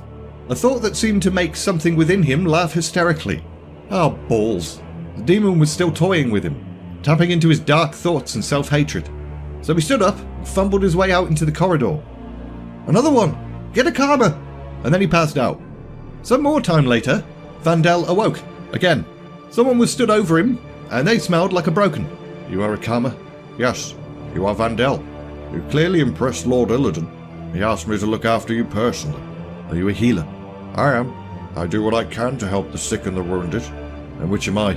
Sick or wounded? Bit of both, I would say. And something else as well. There's a taint in you. I'm not a big fan of it. Well, thank you for your help, anyway. You're welcome. You're lucky the guards found you in time. You're the 5th new recruit that's attempted suicide in the past 2 days. But you're the only one that's lived. I did not attempt suicide. Well, what would you call it then? You hacked at your own flesh until you almost bled to death. You would have, if you'd hit an artery. What has Illidan done to you? You don't know. All I know is that Lord Illidan takes many of your people into that courtyard and only a few come out. And those of you that do survive are altered beyond recognition. If he's trying to create an army, he's chosen a funny way of doing it. Lord Illidan has his reasons. If he wants you to know, he'd share them with you. Well, that's true, I suppose. There's a good deal of things that occur in this temple that it's best not to ask about. As if to emphasise that point, a mighty bellow sounded from deep below ground. The stones of the temple seemed to vibrate in time to the roaring. Another monster bound in the temple's defense. But Vandell wasn't listening to Akama anymore, because he was fixated on something the Broken had said but a few moments ago. 4 others had killed themselves. Bloody hell! When Illidan had said that about 1 in 5 recruits would make it, Vandell had assumed the betrayer was talking about the ritual itself. Things really were just beginning, and the worst of it still lay ahead.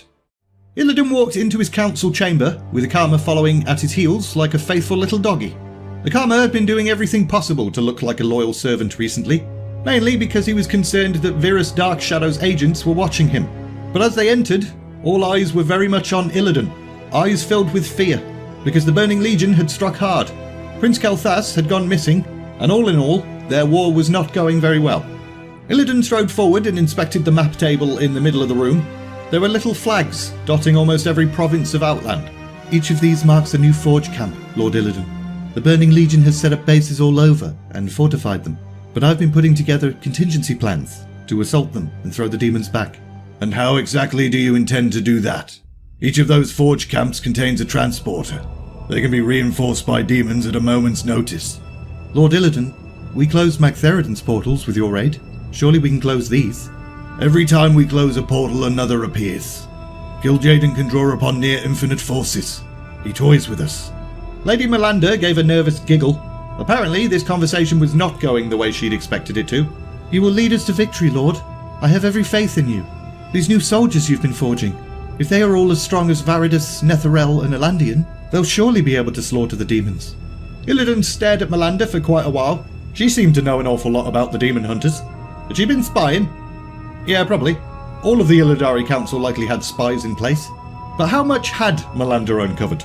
The demon hunters represented the most important part of Illidan's plan, so secrecy was kinda essential. He couldn't risk the Nathrazim finding out what he was up to before he was ready to launch his attack. However, Illidan realised he had not actually shared his ultimate goal with anyone else, so it was probably his own fault that Melinda was aware of certain things. He'd need to be more careful around her in future. The betrayer then found himself wishing that Lady Vash was here. She was straightforward, loyal, but she was still in Zangarmarsh, supervising the draining of the marshland. It was the first step towards controlling all of this shattered realm. If you control the water, you control the people. And if you control the people, then job's a good one. Illidan then switched his gaze over to Virus Dark Shadow. Have your agents found out anything concerning Kel'Thas's fate? They found the last camp of his army, but then nothing. Nothing? Nothing significant, my lord. No sign of a struggle? None. It's as if the prince just opened a portal and vanished. Seems to me like he doesn't want to be found. Illidan could hear what Virus was implying. Kel'Thas was a traitor. It was possible. Kil'jaeden had shown particular interest in the Blood Elf Prince, but if that was true, if Kel'Thas had indeed turned, he might have left spies behind, and some of them may well even be in this room. So Illidan decided to play it cool, in order to avoid making any of them wary. Let's not jump to any conclusions, Virus. Just find him. As you wish, Lord. Virus's eyes then flashed quickly over to Akama, which Illidan noticed. All of you are dismissed, except you, Dark Shadow. I would have words with you concerning the whereabouts of Maiev's Shadow Song. So, all the other council members filed out. Akama paused in the doorway, as if he wanted to say something, but then thought better of it, and left as well. Meanwhile, Maiev and Indra were riding an elevator up the side of Aldor Rise. Sarius was also present, although he wasn't in the elevator. He'd taken his bird form and was ascending with them. He was there to watch and observe. Maiev didn't necessarily expect the Aldor to prove treacherous, but traitors are often found in the most surprising places. As they reached the top, Maiev felt like she definitely should have brought more guards with her. They were outnumbered up here. Some Aldor guards approached and greeted Maiev. They didn't seem hostile, but they made it pretty clear that the warden was under observation, and then led her to the so-called Shrine of Unending Light. Blessings of the light upon you, Warden Shadowsong. I am Ishana, High Priestess of the Aldor. I've been told that you would have words with me. I've come seeking the aid of those who follow the light. You seek to slay the one called the Betrayer? Or imprison him? Why? Because he's evil. We do not have such strength that we can afford to throw it away assaulting the Black Temple. It is all we can do to hold our ground, and we serve other functions. Maiev had another look around at the luxurious cushions, and she noted that Ishana herself was garbed in rich robes. Sometimes defeating evil means getting your hands dirty, and sometimes getting your hands dirty turns you to evil. In order to work with the light, you must be pure of heart, and you think I'm not. I think you do what you believe is right. What I do is right. So you're not going to help me? At this moment, I cannot. Cannot or will not. There are other struggles than your own, Warden Shadowsong. Some of them even more important. Nothing is more important than the overthrow of Illidan. Perhaps to you. We Aldor have different priorities. Once again, the Warden felt frustrated. Why was it so bloody difficult to get the people of Outland to see the importance of her mission? However, that thought was interrupted by a tingling sensation against her boob. It was from the stone that Akama had given her, and she was kind of grateful that he was trying to arrange a meeting, because she really didn't want to continue this shit conversation with Ashana anymore. I thank you for your time, and ask your permission to depart. But Maiev didn't wait for Ashana's permission to depart. She just turned around and left, and felt really smug about it. A short time later, Maiev was making her way towards her meeting with Akama. He'd arranged to meet her at the Refuge of the Broken, which was a run-down, stinky tavern in the lower parts of Shattrath city. And when she arrived, 2 Ashton guards that minded the door let her pass without comment. Great news! Prince Kel'Thas is missing, along with some of his army. It's likely that he's abandoned the betrayer. Well, if that's true, then Illidan has lost one of the great props to his power. Maiev let those words hang in the air. Akama had always refused to commit his people because Illidan was supported by Kel'Thas and Lady Vash. But now, Kel'Thas was out of the picture. Illidan may have found a new source of power. What is it? I'm not certain, which is why I wanted to talk to you. They're recruited entirely from your people. My people? Elves. Desperate, ruthless elves, with a grudge against the Burning Legion. He takes them and he kills them. What? He infuses them with fel magic. Most of them die during the process, and those that live are changed. There's something in them that reeks of the demonic. He's transforming elves into demons. He's remaking them in his own image. They get tattoos like his. He teaches them magic, and all of it happens behind closed doors. You must find out more on this. I'm doing my best, but this is difficult and dangerous work. If I ask too many questions, I may be found out. And if Illidan learns of our association, I'm worse than dead. I must move cautiously. Cautiously. It's always cautiously with you. You don't know what it's like. Every time I leave the Temple of Karabor, I have to make up some bullshit. I feel like I'm being watched. I feel like Illidan may already suspect something. It then dawned on Maiev that she had been a little bit of a bitch. Akama was clearly frightened, and he had every reason to be. Look, it's not the first time tattooed fighters have appeared around the temple. There have been others like this before, but never this many. I don't like this at all. Illidan seems determined to create hundreds of these creatures, if not thousands. They could change the balance of power in Outland. Time is running out. Time is certainly running out. But without Kel'Thas' support, there's a chance to unseat him. Indeed. I will return to the temple and begin preparations. If we are to move, we must move quickly, before his new army is ready. Finally, this was the moment Maiev had been waiting for.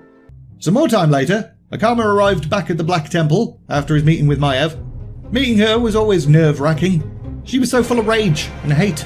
She really didn't seem to realise she turned herself into the betrayer's mirror image in her pursuit of him. Akama quickly made his way through the corridors until he reached the sanctuary of his people. His bodyguard gave him a warning sign, and as he entered, he understood why. Illidan was waiting for him inside. Akama, you've been hard to find today. I went to Orabor Harborage. Just wanted to clear my head. You've been doing that a lot over the past few years. Walk with me to the refectory. It has been some time since we talked. I would learn more of these jaunts of yours. Illidan then guided Akama through to the Sanctuary of Shadows. Akama immediately noticed demons around the room moving into position, and great chains hanging from above. This did not seem like it was going to end in a pleasant conversation. Vandell had come on leaps and flips and bounds with his training in the weeks that had passed since the ritual. He regularly finished first in the Demon Hunter obstacle course, and he'd passed through all the obstacles without even taking a scratch. On this occasion, Siana came a close second. She smiled at him, but he could sense that she was kind of pissed off that he'd beaten her. Quite competitive, that one. Raviel came third, and then the rest finished. But who cares about them? Bunch of losers. However, they weren't the biggest losers out of everyone these past few weeks. For example, Mavalith and Celadon had grown progressively more monstrous looking as the days went by, so they went ahead and threw themselves off the roof. And Izteth went batshit crazy. Or more batshit crazy than she already had been, considering she'd lost all 3 of her kids and walked around with her baby's corpse strapped across her chest. So she went ahead and threw herself off the roof as well. The ritual itself had claimed a fair few peeps' lives. Over half the recruits just up and died before it was even over, because their hearts gave out, or their minds cracked, forcing Illidan to put them down out of mercy. Vandell had no doubt that it was their demons that had pushed them all over the edge. His own made its presence known every day, and he wasn't even certain he'd win this struggle in the long run. Some days, the depression and self-loathing were at an all-time high, and there were times when he was so filled with rage, he could barely restrain himself from running through the temple and just stabbing everyone. Which was another way in which a number of recruits had died since the ritual. Suicide by temple guard. However, this new supernatural training was kinda helping. Thanks to the instructors, Vandell had begun to learn how to tap the fell powers of the demon within him. He now knew how to augment his strength and speed, he could cast bolts of fell energy capable of burning through almost anything, and he had mad leeching skills, meaning he could drain the souls of his fallen victims in order to heal himself.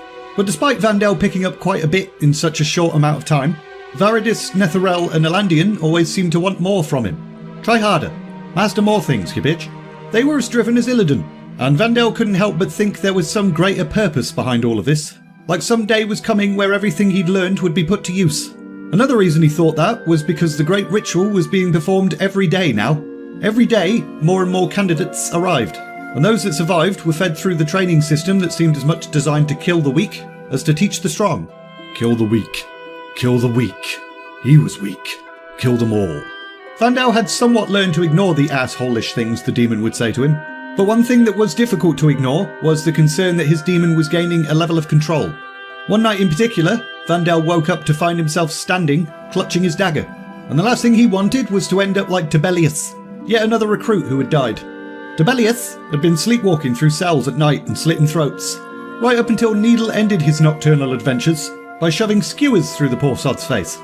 So all in all, living here, in the Black Temple, felt like being locked in a cage with murderous beasts. Vandell looked around.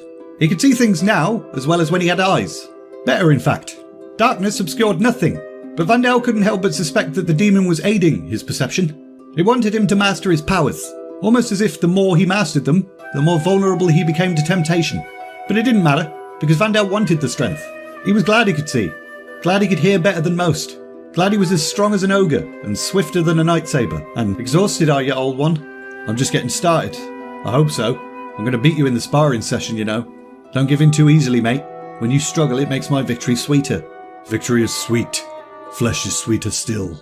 A short time later, the aspirants had all gathered in the courtyard around the training rings, all of them eager for their chance to fight. Each ring was set up to contain 2 combatants fighting under the supervision of one of the trainers.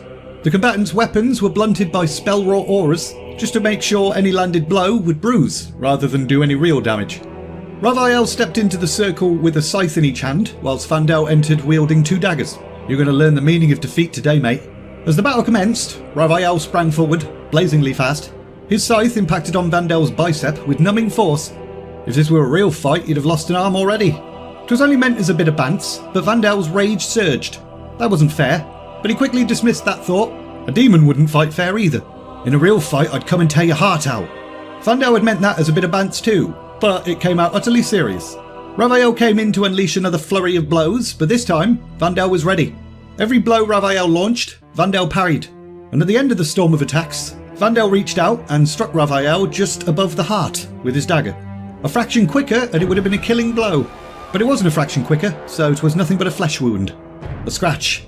Another spark of rage ignited within Vandell. He would not be mocked, not by someone so weak and pitiful. Raphael sensed this change in mood, and the air between them began to crack with tension. Vandell then threw himself forward, aiming for the head, so Raphael raised both sides to block, but in doing so, left his belly unguarded, which Vandell struck with his second dagger. And now you would be dead. I win again. Vandell was about to turn away when he heard Raphael growling, and as Vandell looked back towards his buddy, he could see spittle dripping from his mouth like a rabid animal. I am not defeated. Raphael's figure then began to morph. His skin turned blacker than night, whilst great wings of shadow lifted from his back. The smell of brimstone and demon filled the air, and then Raphael struck, hard. Both blades impacted painfully on Vandell's arms. Had they been real blows, Vandell would have been crippled, or dead. But that wasn't enough for his opponent. Raphael kept striking. Vandell brought his own blades up and managed to parry most of them, but one blow caught him above the temple, and drew blood. Shadow had engulfed the scythes in Raphael's hands. It appeared his power had overcome the wards upon the blades, so they were deadly now, and Raphael didn't look like he was going to stop anytime soon. The spectators outside the ring licked their lips. None of them seemed to be in any rush to put a stop to this either. Even Varadis simply gestured as if to say, carry on. He looked more interested in this latest development than worried about the outcome. This time, I will win. Now, Vandell had 2 choices here. He could end it by stepping out of the ring and admitting defeat, or he could not do that. But the smell of his own blood and the feeling of pain had set off another spark of rage, and with that rage came power. He raised his hands and wove a thunderbolt of fell energy, and then fired it from his fingertips right at Raphael. Raphael screamed as his flesh roasted, whilst Vandell just fed even more strength into the spell. He knew he should stop, but he didn't want to. He poured more and more strength into his fell lightning until Raphael lay still and had stopped screaming because he was dead. At which point, Vandell drew upon his dead friend's soul and healed his own wounds. Vandell looked out at the spectators. He was tempted to unleash his power on them. Bunch of jerks. But that would be a fatal decision, so he fought the urge down. He then looked over at Varadis, who just shook his head and looked unimpressed. He tried to kill you, and if you had not drawn on my power, he would have succeeded. You owe me your life. Mr. Stormrage was currently pacing backwards and forwards in his chamber. He'd calmed down a little bit since his conversation with Akama. He'd very nearly killed the Ash-Tongue leader for conspiring with Maiev Shadowsong. The treachery was bad enough, but Maiev, of all bloody people. But Illidan had realised he still needed Akama and his tribe, so he came up with a much better punishment. A punishment that would not only ensure that the Broken would never betray him again, but also would create an opportunity for Akama to deliver Maiev right into Illidan's hands. So he ripped a portion of Akama's soul from his body and bound it to his service. But anyway, Illidan stopped pacing and looked down at his desk. On it was a bunch of maps and charts, and the skull of Gul'dan acting as a paperweight. Illidan had inscribed his maps and charts with runes and patterns, written in demon blood, and these notations were written in a language only he understood, because he made it up himself. These runes mapped the flows of energy between the portals of Outland and their destinations in parts of the Twisting Nether. Not all of the portals had been marked though. Some of the pathways were incomplete, but Illidan knew they must go somewhere, so he concentrated. He was really close to a breakthrough, he could feel it. All the information he needed was here. He just needed to figure it all out, and then he did. Gul'dan, the old bastard, was right. Now that all the info was in front of him, Illidan could finally create the divination spell necessary to search through the portals with unknown destinations and find what he was looking for. But he was going to need to act fast before word leaked and the Nathrezim found out. The Dreadlords were too bloody clever, and if they did find out, all his years of sacrifice and planning would be in vain. So Illidan quickly jotted down the syllables of his great spell, put his pen down, and got to work. A short time later, Illidan had inscribed a duplicate of the patterns on his charts all over the floor, in blood. Not just demon blood, but elf blood, and Draenei blood, and any other blood he could find. And he was walking around the edge of these runes muttering spells of warding and shielding. He could not afford for any prying eyes to witness what he was doing.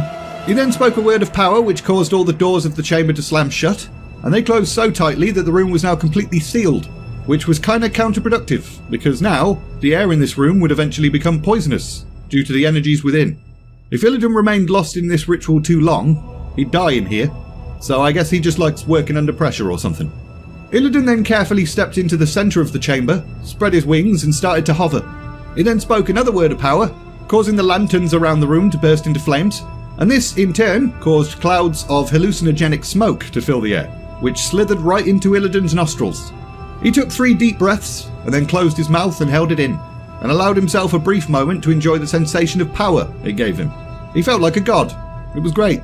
But then he invoked the last stages of the spell, and the next thing he knew, his spirit had become completely disassociated from his body. Now, Illidan knew that from this point on, things were real dangerous. His spirit was vulnerable. An almost invisible thread was all that connected him to his body, and if that were to be separated, his spirit would wander forever, lost and unable to return. But whatevs, now was not the time for fear and regret.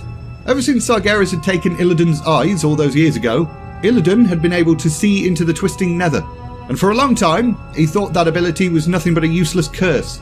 Dreadful dreams blasting his sanity. It had been one of the worst torments of his imprisonment. But, as a result of enduring that for so long, Illidan had the ability to send his soul out into the Twisting Nether and the Great Dark beyond. He'd gained terrifying insight into the Burning Legion's plans by doing that, but now he was going to need to stretch himself further than ever before. Illidan took one final look at the great pattern glowing below him. 'Twas both a map and a key that would open the way to where he had to go. He then cast a spell which tore open a gap in the fabric of reality, and off he went. The Twisting Nether can appear entirely differently, depending on who's looking at it. It all depends on your state of mind, really. But for Illidan, it was a black, airless void. He began travelling through this void faster than light. He knew where he was going, and soon enough, he reached the first connecting portal. Through this portal, destruction. Deserts that had once been fields, cities lying in ruins. There was even a Mount Rushmore type thing carved into the shape of dreadlords. But Illidan continued until he reached yet another portal and emerged onto a different world. Still desolate, but slightly different. A water planet, but the oceans had turned as red as blood, and all the mermaids and whales and seamen were dead. Next portal. Oh, it's deserts again. That's boring. Next portal. On and on, Illidan's spirit flashed, passing from one dead world to another dead world. Probably mostly deserts. He'd known what to expect, and yet it still kind of appalled him. This senseless, monstrous violence. And after a while of drifting between these dead worlds, Illidan started to get a bit anxious. Firstly, he had no idea if it had been 100 seconds since he'd left his body, or 100 years. Maybe his body had already died, and he was now doomed to be like this for eternity. And also, what if he'd miscalculated? What if his map had been wrong, and he was now absolutely lost? But then he passed through yet another portal and came across a world that was completely different to all the other ones. A collection of rocks, imbued with potent magic, floating amid the infinite void of the twisting nether. A tiny sun orbited the planet every few minutes, and there were dozens of little moons. And in the distance, Illidan could sense a whole bunch of a very specific sort of demon. Nathrezim. Was this it? Had he finally found Nathrezar?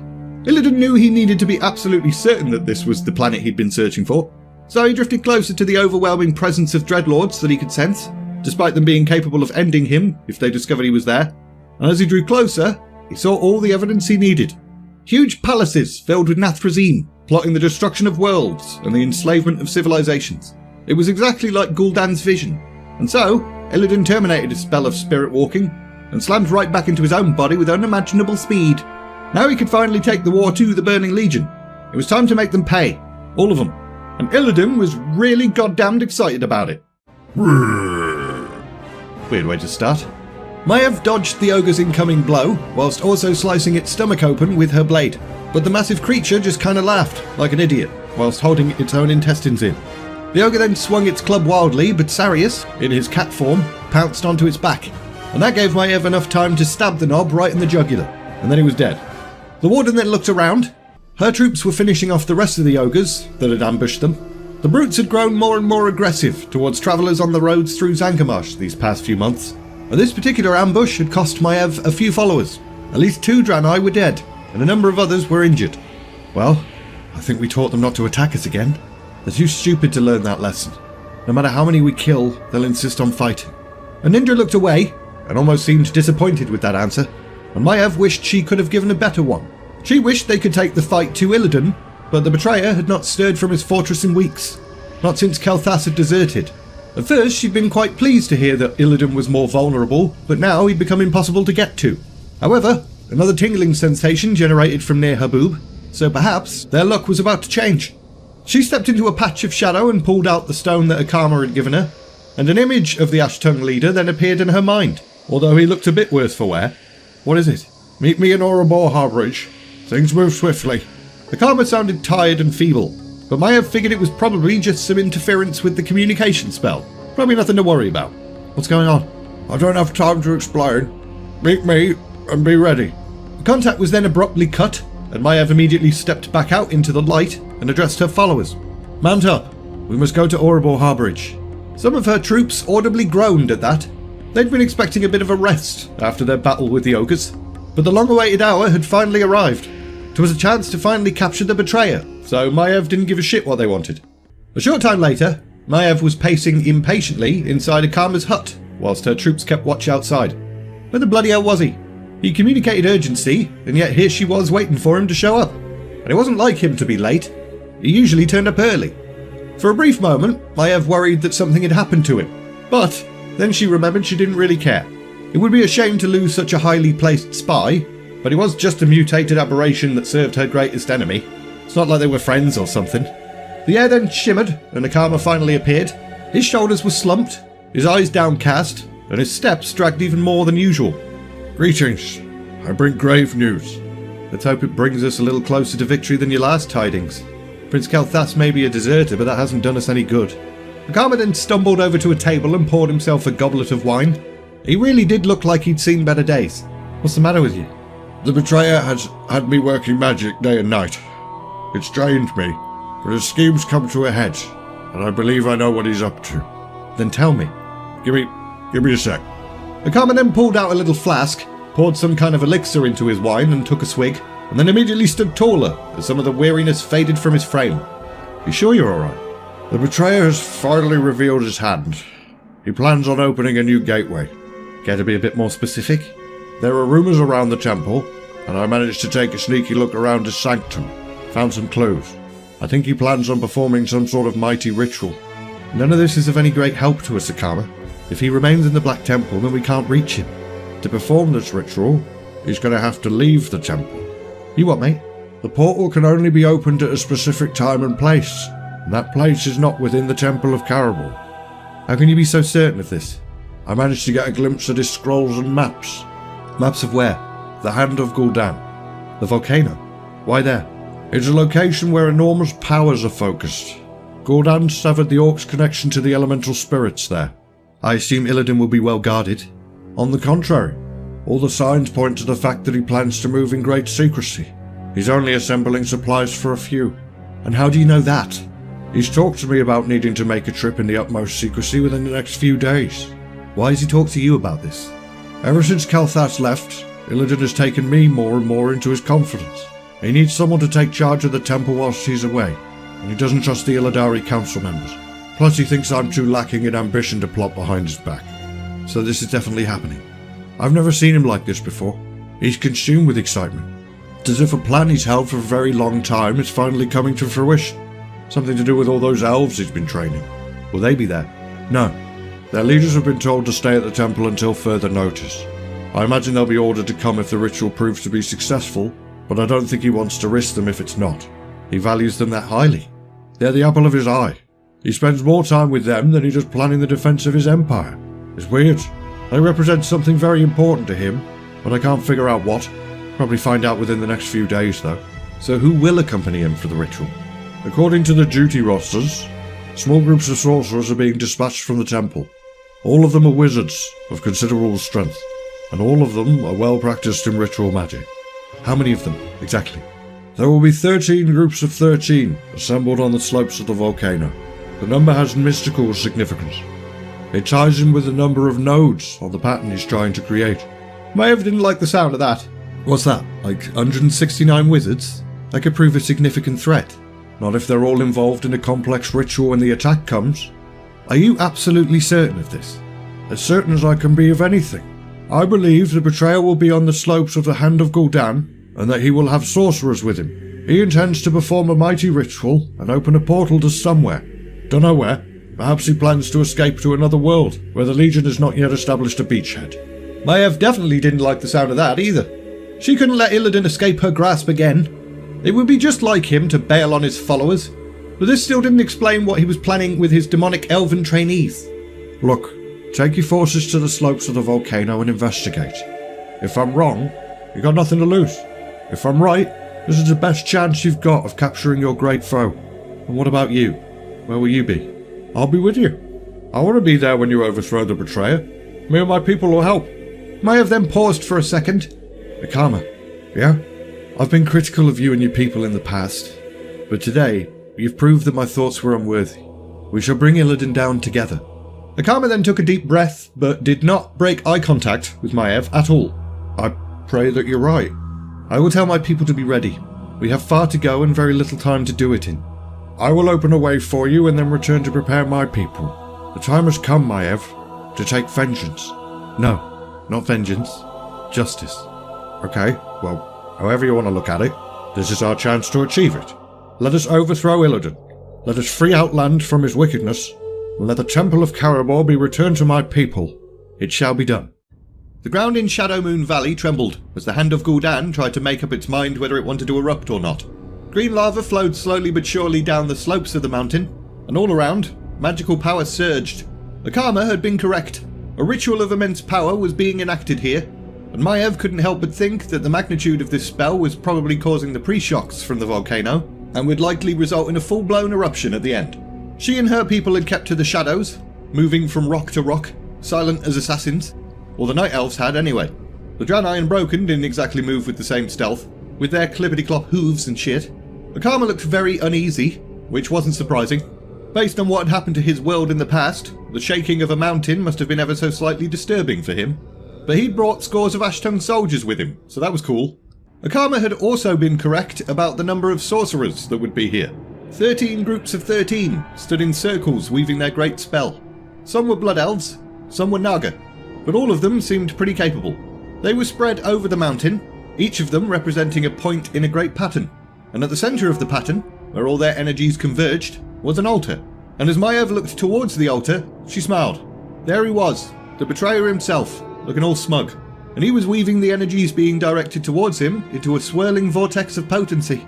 Maiev paused to consider the magnitude of the gateway they were opening. There was a lot of energy centred on one spot, so it was going to be pretty big. Either Illidan was hoping to bring a being of truly awesome power here, or he was trying to bridge a gap between a unimaginable distance. But whatevs.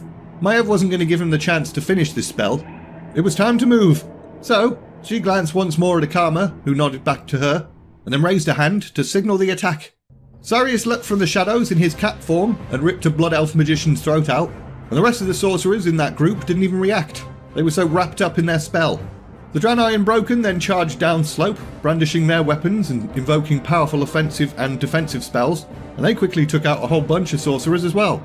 And yet, the Magi just kept on casting. Maiev then used Blink and teleported over to a group of Naga, quickly sliced her way through all of them. Things were going pretty well. Now, it was entirely possible that if they killed enough sorcerers, the spell could run out of control, and the backlash of that unleashed magic could be catastrophic. But Maiev didn't give a shit. She didn't care if she died too, as long as the spell destroyed Illidan, but she'd much rather kill him with her own blades, just to be certain, so she sprinted towards the altar. But as she got nearer, the betrayer's head swiveled to look directly at her. He then flashed a cheeky smile, raised his warglaives, and invoked a spell that had nothing to do with the ritual taking place all around them.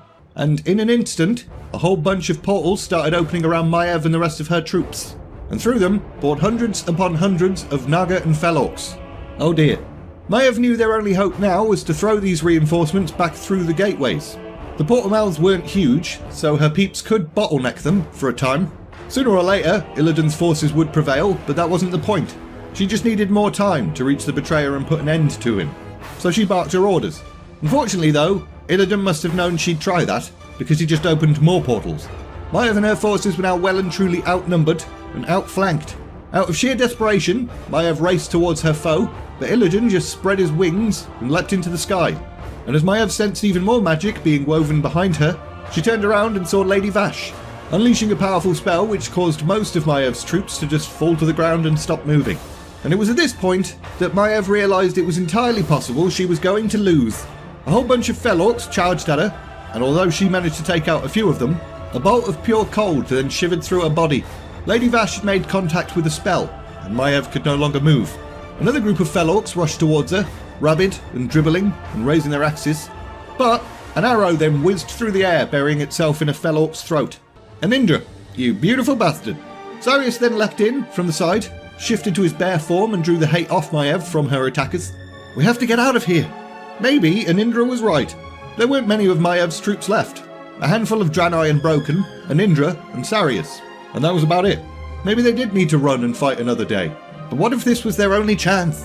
A monstrous shadow then passed overhead, and looking up, Maiev saw Illidan, laughing, and that's when things got real horrific. Long tentacles of darkness reached down and touched the wounded and dying all around the battlefield, and when they did so, the victims screamed in agony and aged years in a heartbeat. Their very souls were being devoured. It wasn't just the wounded and dying either. The tentacles were touching corpses as well. With every soul absorbed, black spheres swirling above the battlefield grew larger and darker, and a shimmering hole appeared in the air above the altar, feeding on the souls of the fallen. Maiev then caught a glimpse of Akama. Had he known about this trap? This slaughter was not part of the plan. You said we were supposed to capture Maiev. Well, that answers that question. All of this had been a scheme concocted by Illidan and that treacherous Broken twat. Maiev was furious. We will capture Maiev, Akama, but there are other things that need to be done this day. Akama screamed and raised his fist. Chained lightning circled his fingers. For a second, it looked like he was going to hurl it at Illidan, but he didn't. He just teleported away instead. Head for that rise. We'll make our stand there. Anindra nodded, but then her eyes went wide with shock, because an orcish blade had just pierced her back and come out the other end through her chest. Blood poured from her mouth as a muscular red arm reached around her neck and snapped it, and then she was dead. Sarius's roar of grief vibrated through the air and he hurled himself forward, and although he managed to take down an Indra's killer, more fell orcs appeared and hacked him to pieces, and then he was dead. Maiev then became enraged and sprang to her feet. Thanks to pure adrenaline, she started to chop her way through fell orc after fell orc. Maiev was bleeding from 1,000 cuts and knew she was going to die, but she was going to take as many of Illidan's henchmen with her as she could. But as the black lightning above flickered, and tentacles came down and touched the fell orc corpses lay at Maev's feet, she realised that all she'd done was aid Illidan in the casting of his spell. More corpses and souls to be absorbed in order to crack a hole in the fabric of reality. Illidan hovered over the carnage, looking down in triumph, and as Maev's gaze met his, dark energy descended from his fist like the spear of an angry god. It struck Maiev, and she fell back down to the ground again, and all she could do was lie there as the beat of mighty wings grew louder and louder. Now you are my prisoner. And as Maiev tried to use the last remnant of her strength to pick herself up, Illidan just straight up knocked her out. Even though Akama seemingly teleported away in the last chapter, he didn't actually leave, just walked a bit further upslope, out of sight and out of mind, still observing the massive gateway Illidan was opening. He was furious, and a little bit terrified. The gateway itself was bad enough. The Ashtung leader could feel the unholy strength of it, even from his vantage point. It had devoured hundreds of souls, and sucked in all the magical energy from leagues around. And Akama still didn't have a bloody clue what it was even for. But one thing was certain. Illidan's plans had layers. Complex layers. Like some kind of Rubik's Cube onion or something. But even though Akama almost admired Illidan's genius, he was still pissed off at him. The betrayer had betrayed. Broken his promise to spare the broken. Their souls had been harvested just like Maev's followers during the battle. Just to open this goddamned mystery gateway. Now, you might be wondering why Akama even assisted Illidan with this trap in the first place. The betrayer had already used sorcery to rip a portion of Akama's soul out of his body, so why would he help that guy? Well, Illidan had turned that portion of Akama's spirit into a shade, and that shade could not only devour Akama if he stepped out of line again, but could also corrupt the rest of the Ashtung people, and Akama kinda liked his people, so he was damned if he did and damned if he didn't, really. For all the good that did him. He'd chosen his own over Maiev, and yet the broken were slaughtered, and Maiev had been delivered right into the clutches of her archenemy. And her archenemy was now standing triumphantly over her. Akama shuddered at the thought of what Illidan planned to do to Maiev. She had become the focus of his rage, hatred and grievances, so it wasn't likely that Illidan was going to grant her a quick death, involving tickles and hugs. The betrayer's great spell then shrieked to a climax. The split in reality looked like some kind of oil spill, but inside the swirling vortex, Akama caught glimpses of an alien world. The army that had ambushed Maiev and her forces then approached the portal. They didn't enter it though, they just started standing guard over it, and Akama couldn't help but think that was probably just in case something came through from the other end. More portals then opened, and a new force emerged, consisting of the elven tattooed fighters from the Black Temple. Looked like the army Illidan had been training was finally going to see some action. Akama then watched them move en masse beneath the betrayer's gaze, and the resemblance between them and their master struck Akama more so now than ever before. They were just like him, might as well be his kids. Meanwhile, Vandell could feel the energy in the air.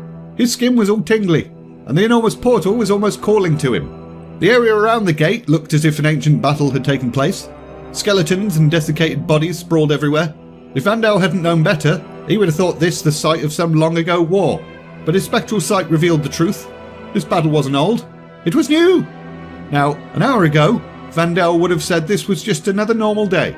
There had been an increase in soldier activity at the temple recently, more drills than usual, and rumours of sorcerers leaving the temple. But as for the demon hunters, it was just training, all day every day. Right up until a few moments ago, when some horns sounded, and Varadis told them to assemble in the courtyard with their weapons prepared. And now they were here. One thing that did surprise Vandell when he arrived was that the spell opening the gateway had not distinguished between those that fought for Illidan and those who fought against him. Seemed like it just sucked souls out indiscriminately. And Vandell couldn't help but wonder whether that was why he and his comrades had been deployed last. Whatever their purpose was, it had nothing to do with this particular battle. Illidan was preserving their lives for something else. And as Vandell looked at the flickering, shimmering portal, he figured out what that purpose was. Soon. Meanwhile again, Illidan turned Maev's unconscious form over with the tip of his hoof. She was skilled and powerful, there was no doubt about that. She'd done pretty well in the battle, considering the odds against her. Hell, she'd even managed to almost distract Illidan at a crucial moment of the ritual. Almost. But whatevs, Maiev was now his prisoner. She'd never trouble him again. Illidan then allowed himself a smirk of satisfaction. This was a good omen, a sign of how the rest of this day would go. Don't be too confident though, he thought. It is foolish to read anything more into the patterns random chance throws up. He then took one last lingering glance at Maiev and made himself a promise that she will suffer as he had. Ideally, 10,000 years of pain, but she might not live for another 10 millennia, so he'd need to find a way to concentrate an equivalent amount of agony into a shorter amount of time. But enough of that. The betrayer then raised his hands wide and spoke the final words of his great spell. The structure of the portal stabilised, and the way to Nathrazar was clear. This was the best day ever. Capturing Maiev was great, but now he'd succeeded in the greatest feat of sorcery in Outland since its catastrophic creation. He then turned to his demon hunters. They were a weapon he'd spent a long time forging, and he wondered whether they'd even make it through the first battle, or shatter like a flawed blade created by a shit smith. They'd been gifted with power, trained by masters, selected from the most driven individuals with the greatest thirst for vengeance against the Burning Legion. They had survived where most others would have died. But that didn't mean a bloody thing. They could still perish within the next few hours. Even Illidan might die. His whole life could end up being an empty cosmic joke. But it was too late to worry about that now. They were kind of committed at this point. So he gestured for his demon hunters to follow, and then went through the portal to confront his onrushing destiny. Vandell followed Illidan through the gateway without hesitation. The feeling of excitement in the air was immediately replaced with the feeling that they should all shut the hell up and hide as soon as possible. So Vandell crouched down alongside his leader. He could sense demons in the distance, buttloads of them. The planet itself was weird looking. Huge islands of rock drifted across the sky like clouds. Green light burned every nook and cranny. As Vandell looked over at the betrayer, he could see a savage smile of anticipation on his face. And Vandell knew that over the next few hours, each and every demon hunter here would find out whether these gifts that Illidan had granted them would be enough to keep them alive. He sure hoped so, although there was some small lingering feeling deep within that yearned to serve the forces of Sargeras. Illidan's nostrils then flared, as if he could smell Vandell's weakness, and he growled, which was a bit rude. He will fail. He has always failed. He cannot oppose the will of Sargeras. Nothing can. Vandell took a deep breath and tried to empty his mind, but it didn't really work. The magical energy surging around him was making him feel a bit bloodlusty. Maybe he could draw upon the energies and unleash some kind of volcanic destruction upon the demons of this world. Slay them and take their essence. Feed on them. That would be nice. Yes, that would make you strong enough to challenge even Illidan himself. But Vandell decided it was probably better to ignore the mad urges and whispers. He needed to keep focused. He needed to be ready. Meanwhile, Illidan continued to study his surroundings, or more specifically, the buttload of demons in the distance. Their numbers dwarfed those of his forces, but it didn't matter. It was magic that was going to decide this battle. He too was filled with the temptation to draw upon the fell energy that swirled all around him, but he was pretty sure he could resist it. However, the wound that Arthas had given him seemed to be tingling a little bit, as if some small part of the Lich King's blade Frostmourne was still lodged in there somewhere. It was a reminder of the betrayer's previous defeats, but this wasn't the time to be thinking about crap like that. Sensing the nervousness of his troops, Illidan's smile became a snarl. Now was the ultimate test. If this force failed him, he would die, and all of his millennia's worth of planning would be worth jack shit. He wasn't going to let that happen. Expanding his awareness, Illidan could sense that the approaching army of demons was almost upon them, and there really were a lot of them. Scores of dreadlords, each accompanied by hundreds of fellhounds and infernals and all sorts of other things.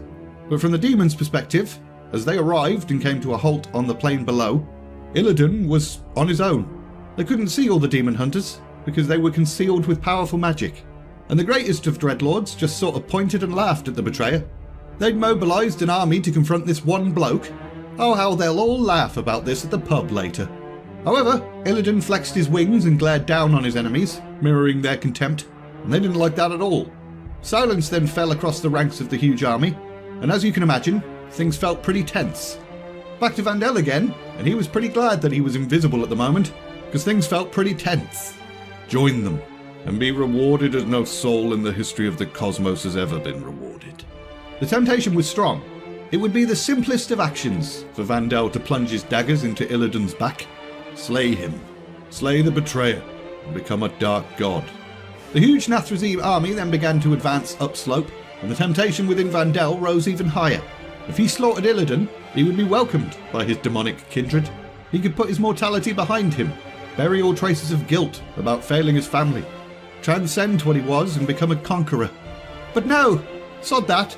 To give in to this voice of temptation would be to forswear his quest for vengeance and betray his dead wife and child. He didn't want to kill Illidan. He wanted to kill the things that made Illidan what he was. For all the guy's douchiness, Illidan was the only being who really grasped what they fought and was willing to do whatever it took to end the threat. Sure, maybe he was mental, maybe he will fail, but Illidan was the only option. Now! As one, the demon hunters emerged and raced down slope to meet their prey, and for a second, the army of the Nathrezim hesitated. Not because they were scared, quite the opposite. They still couldn't really understand why such a small force was standing against them. Some of the Dreadlords even started to laugh again, but that soon changed. The two armies collided, and the demon hunters did what their name suggests. Vandell himself exploded a Fellhound, disemboweled 2 Moarg servitors, and then struggled for a bit against a Dreadlord before stabbing its eyes out and hacking it to pieces.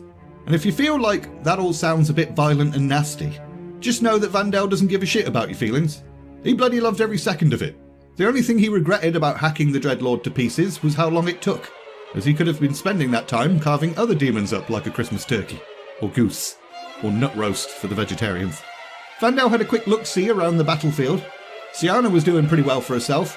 Needle was sat atop a fallen Felguard, humming as he casually stuck sharp objects into the demon's corpse for no apparent reason. Illyrissiel was chasing a Fellhound around a rock and having a whale of a time. It wasn't long before there were only a few Dreadlords left, and they looked absolutely kerfuffled. This battle had not gone the way they'd expected it to. Illidan then landed behind the remaining Dreadlords, but didn't do anything. He just watched, and the demon hunters all stopped what they were doing, looked at him, and then looked at the Dreadlords. And all those Dreadlords could do was crap themselves as the tide of fighters surged forward and engulfed them. And then it was over. Any doubts Illidan had before this battle were gone. His force had far exceeded his expectations, but time was of the essence. As soon as the Burning Legion realised what had happened here, they would react accordingly. And no matter how amazing the demon hunters are, they could still be overcome by enough enemies. So Illidan gave the signal to advance. They moved quickly through the Nathrezim city, overwhelming any enemies they encountered. Illidan really wanted to fight as well, but opening the portal to get here had drained a great deal of his power, and he was reserving anything he had left, just in case an unexpected threat emerged. Soon enough, they arrived at a great tower housing the archive of the Dreadlords, a place containing countless secrets. However, a wall of stone blocked the entrance. Blast it! So the demon hunters raised their hands and sent hundreds of bolts of fell flame into the barrier, but it didn't achieve anything. Concentrate on one area. So they did that, and it worked. Illidan then entered and glanced down the long ramp leading to the depths below. He was close now, so very close. Die, Desecrator!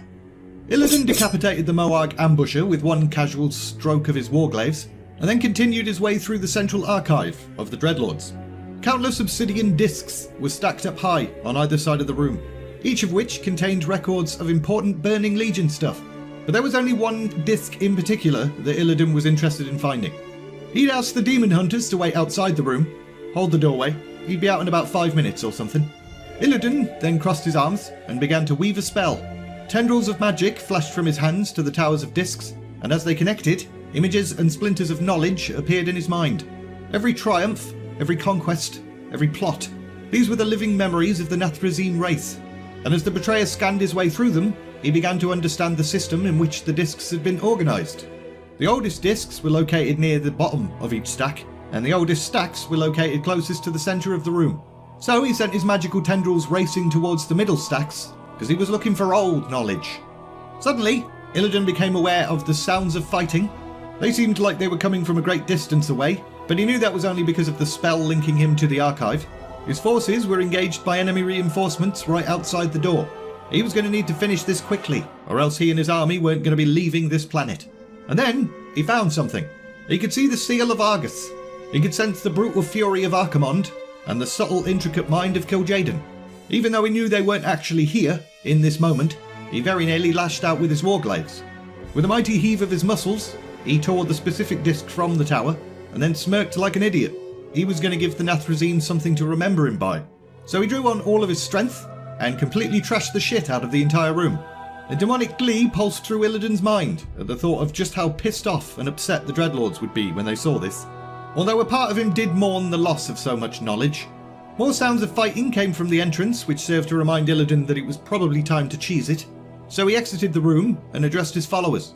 To me, my soldiers, it is time to leave this foul place. We've got what we came for. Illidan and his demon hunters then battled their way back to the portal that had brought them here. There were obstacles that would need to be taken care of before they could reach their exit. For example, a bunch of imps were shooting fire at them from above, and there were still quite a few enemies blocking the path ahead. Plus, more and more gateways were opening behind them, with more and more Burning Legion reinforcements pouring through. Paradis, take a company and clear those ridges. The demon hunter trainer nodded and then gestured, and he and his followers then bounded up the hillside, doing flips and stuff. Whilst they made short work of the imps, the main body of Illidan's forces continued to try and break their way through. Form up a wedge. We cut our way free. The demon hunters all nodded their approval and charged, and although the demon blockade held for a little bit, it soon went down, and the way back to Outland was clear. Illidan took one last look back at Nathrazar before stepping through. There were so many demonic fighters pouring through portals across the entire horizon, and as he looked at them, he laughed. He then stepped through the portal and immediately spoke words of unbinding. The massive gateway unravelled in a furious discharge of energy, with all the backblast directed onto the Nathrazim side. It was Illidan's final gift to them, a massive explosion, one that was not all that different from that which shattered Draenor into the broken realm it was now. So basically, he inflicted the greatest defeat the Burning Legion had suffered in millennia, and he felt pretty damn pleased about it. Today really had been bloody amazing. He'd captured Maiev, he'd invaded the realm of the Dreadlords and acquired their most closely kept secret.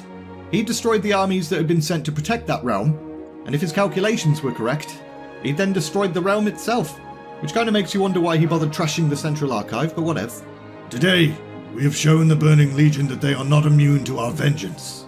The demon hunters slowly began to cheer like maniacs. They'd been completely focused on fighting and surviving up to this point, but now they could finally appreciate their victory. We have slain thousands, and then lured their armies into a trap that killed 100 times that number. And we have this. Illidan then held the disc he'd taken from the archives in the air, and it sparkled, and all the demon hunters were like, ooh. We have found the key to the homeworld of Kil'jaeden and Akama, a place where the Legion commanders can finally be slain. We have uncovered the location of Argus. Maiev awoke and very quickly realised that she ached all over. She was somewhere deep underground, some kind of dungeon. And just to add a bit of cliché atmosphere, there was a constant dripping sound in the background somewhere, and the air itself held the brimstone taint of demons. Maiev got up and tested the bars to her cage, but they weren't budging. Not only had they been forged from pretty powerful metal, they were reinforced with layers of runes and spells, and there were runes inside the cell as well. As Maiev inspected those, she realised they were spells of nourishment and restoration. And although that might sound quite nice, the purpose behind them was not so nice. These spells were in place to prevent Maiev from ending her torture prematurely. She would not be able to starve herself or harm herself. It was the exact same type of spells they'd used in Illidan's prison, so one could say that it was actually a little bit poetic. Maiev expected the betrayer to appear at any moment to begin her torment, but he didn't. However, there was no shortage of petty torments from her guards. One of them spat at her, and some food was brought to her cell that she was pretty sure someone had urinated in, because it smelled of piss. And a particularly arrogant dreadlord named Vagath had popped by the cell at one point to explain exactly how he was going to torture her in great detail. But Maiev remained calm throughout all of the slights. She wasn't going to give her tormentors the satisfaction. Plus, she'd noticed something. None of them seemed to be inflicting any physical pain on her, almost as if Illidan had ordered them not to. But as the days went by, there was some suffering involved. Days where she was left without food or water. Although the spells prevented her from dying, they did not relieve her from the sensation of thirst or hunger. And Maiev inflicted quite a bit of torment on herself as time passed as well. All she could do was think about how she'd led those who trusted her to their doom. In seeking vengeance on Illidan, she'd caused the deaths of Anindra and Sarius and all the others. As she lay awake, she could see their faces, and in her dreams, she saw them die again and again. She tried to tell herself it was the Naaru's fault, and the Aldor, and the people of Talar. If they'd listened to her, none of this would have happened. But it didn't help. She knew whose fault it really was. At the end of the day, she'd failed. And as a result, Illidan was not only free, but stronger than ever. And there was nothing she could do about it. She was stuck in this cage entirely at his whim. He got to decide whether she lived or died, and right now, he was completely ignoring her, to let her know just how insignificant she really was. and that was worse than any insult or torture or piss food could ever be. Curse that bastard Akama. She'd believed in that jerk. When had his betrayal started, and why had she not spotted it? Had this been the plan from right back when they first met? Nah, she wasn't that gullible. Akama must have meant some of what he'd said. His resentment of what Illidan had done to their precious temple was real enough. But there was a moment where he'd seemed different. Their last meeting, where he'd looked older and weaker. Illidan must have done something to him. Maiev then noticed her guards had gone weirdly silent, and as she looked up, she saw why. Speak of the devil, Akama was limping towards her.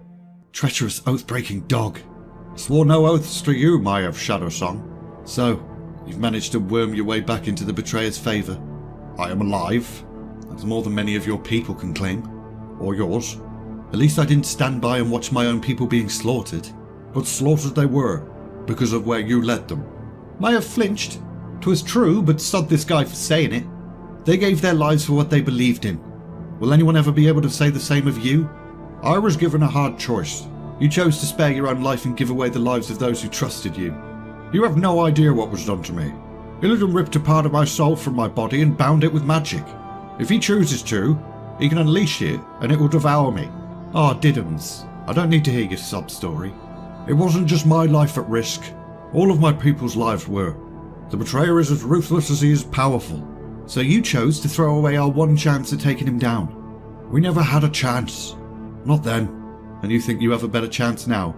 Akama paused, opened his mouth. Looked like he was on the verge of saying something, but then thought better of it. You have no conception of how strong Illidan has become. I saw him work sorcery that I would have not thought possible for anyone less than a god. He opened a portal clear across the cosmos. Maiev noted that something in Akama's voice suddenly sounded off. He was afraid of being overheard. Were they being watched? Probably. Why are you here? Did you just come to gloat? I am here to make sure you are well. Lord Illidan needs you to be, for his plans. Maiev really didn't want to think about what Illidan's plans for her were, because the thought of that terrified her. He doesn't trust you, you know. I doubt he trusts anyone. If you were him, would you? I would never be like him. You're more like him than you can possibly know. Just as ruthless, just as obsessed. You sacrificed your friends without a second thought when it suited your purpose. Maiev wanted to punch Akama but couldn't because there were bars in the way, so she just glared at him instead. I don't accept your judgments, Akama. In fact, I've learned not to believe a word you say. Yeah, right. Consider this, Maiev Shadowsong. Lord Illidan is not the only one who has plans for you. What do you mean? I too have plans. You think I'm dumb enough to fall for that again? It's not like you have much choice. Akama then limped away, and despite herself, Maiev was kind of sad to see him leave. It's not like she got to have many conversations these days, but now she was alone again, and she had absolutely no idea what the hell she was supposed to believe. Was Illidan just trying to wear her down? Send in his lackey to deceive her with false hope? Or was there still a chance? Vandell was currently hanging about in Hellfire Peninsula, but he wasn't alone. The whole gang was there. Demon corpses lay everywhere around them. They'd been protecting a bunch of boxes, and Lord Illidan had decided he wanted whatever was inside them. So the Illidari had got to work, and killed all of the demons, except for one fell orc, who Illidan was keeping prisoner for something that will come up in a couple of minutes. Vandell kind of felt like they hadn't stopped fighting since the battle on Nathrazar, but that wasn't entirely true. Illidan had retreated to his sanctum for a few days after they returned, but once the betrayer emerged with a new plan, they'd spent almost all of their time in lightning raids against the Burning Legion. There was no doubt the masters of the Legion were upset and wanted revenge. Their incursions had increased, and their forces seemed to be getting even stronger. But there was something else as well. Some new portals had been opened to places Vandell recognised, from Azeroth. Illidan had insisted the demon hunters close those as soon as possible, and claimed certain magical crystals used in their creation. And it was pretty obvious that Lord Illidan was seeking materials to create something of his own. In fact, Vandell wouldn't have been at all surprised if Illidan opened these metal coffers and they contained even more of those magical crystals. But Illidan never really told them anything about his plans, just sent them hither and yon to strike at the Legion. Sometimes he came with them, and sometimes he didn't, and there didn't seem to be any rhyme or reason for that. But enough standing around thinking stuff. Vandell then strode over to Illidan's side.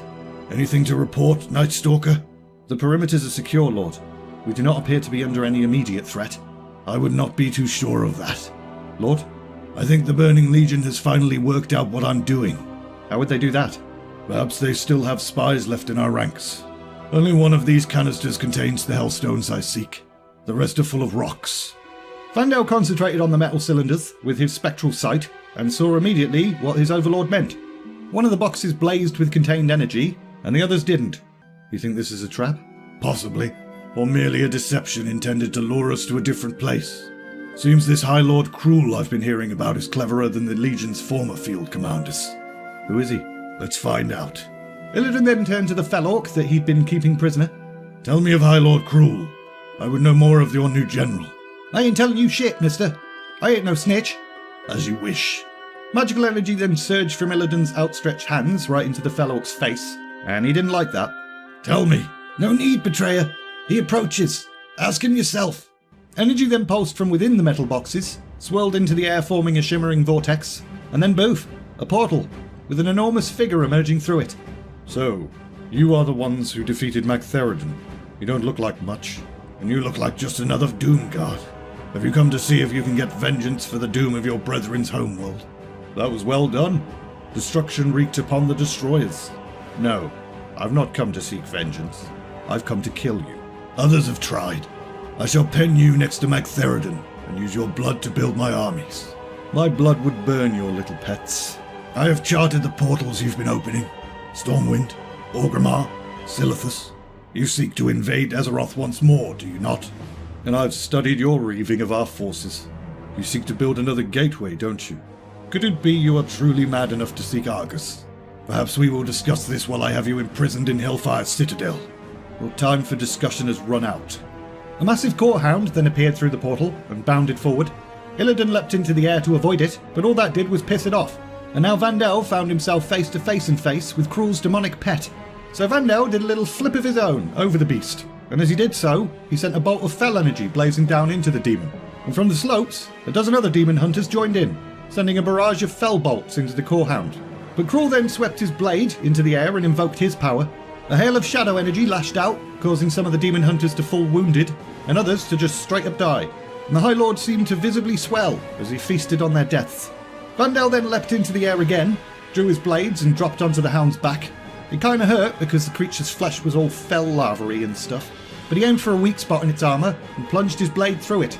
He then vaulted clear and rolled to one side. That manoeuvre actually brought him pretty close to Cruel himself, but the Doom Guard paid him no mind. All his attention seemed to be focused on Illidan, and that was probably because magical energy swirled all around the Lord of Outland. He was definitely casting something pretty powerful.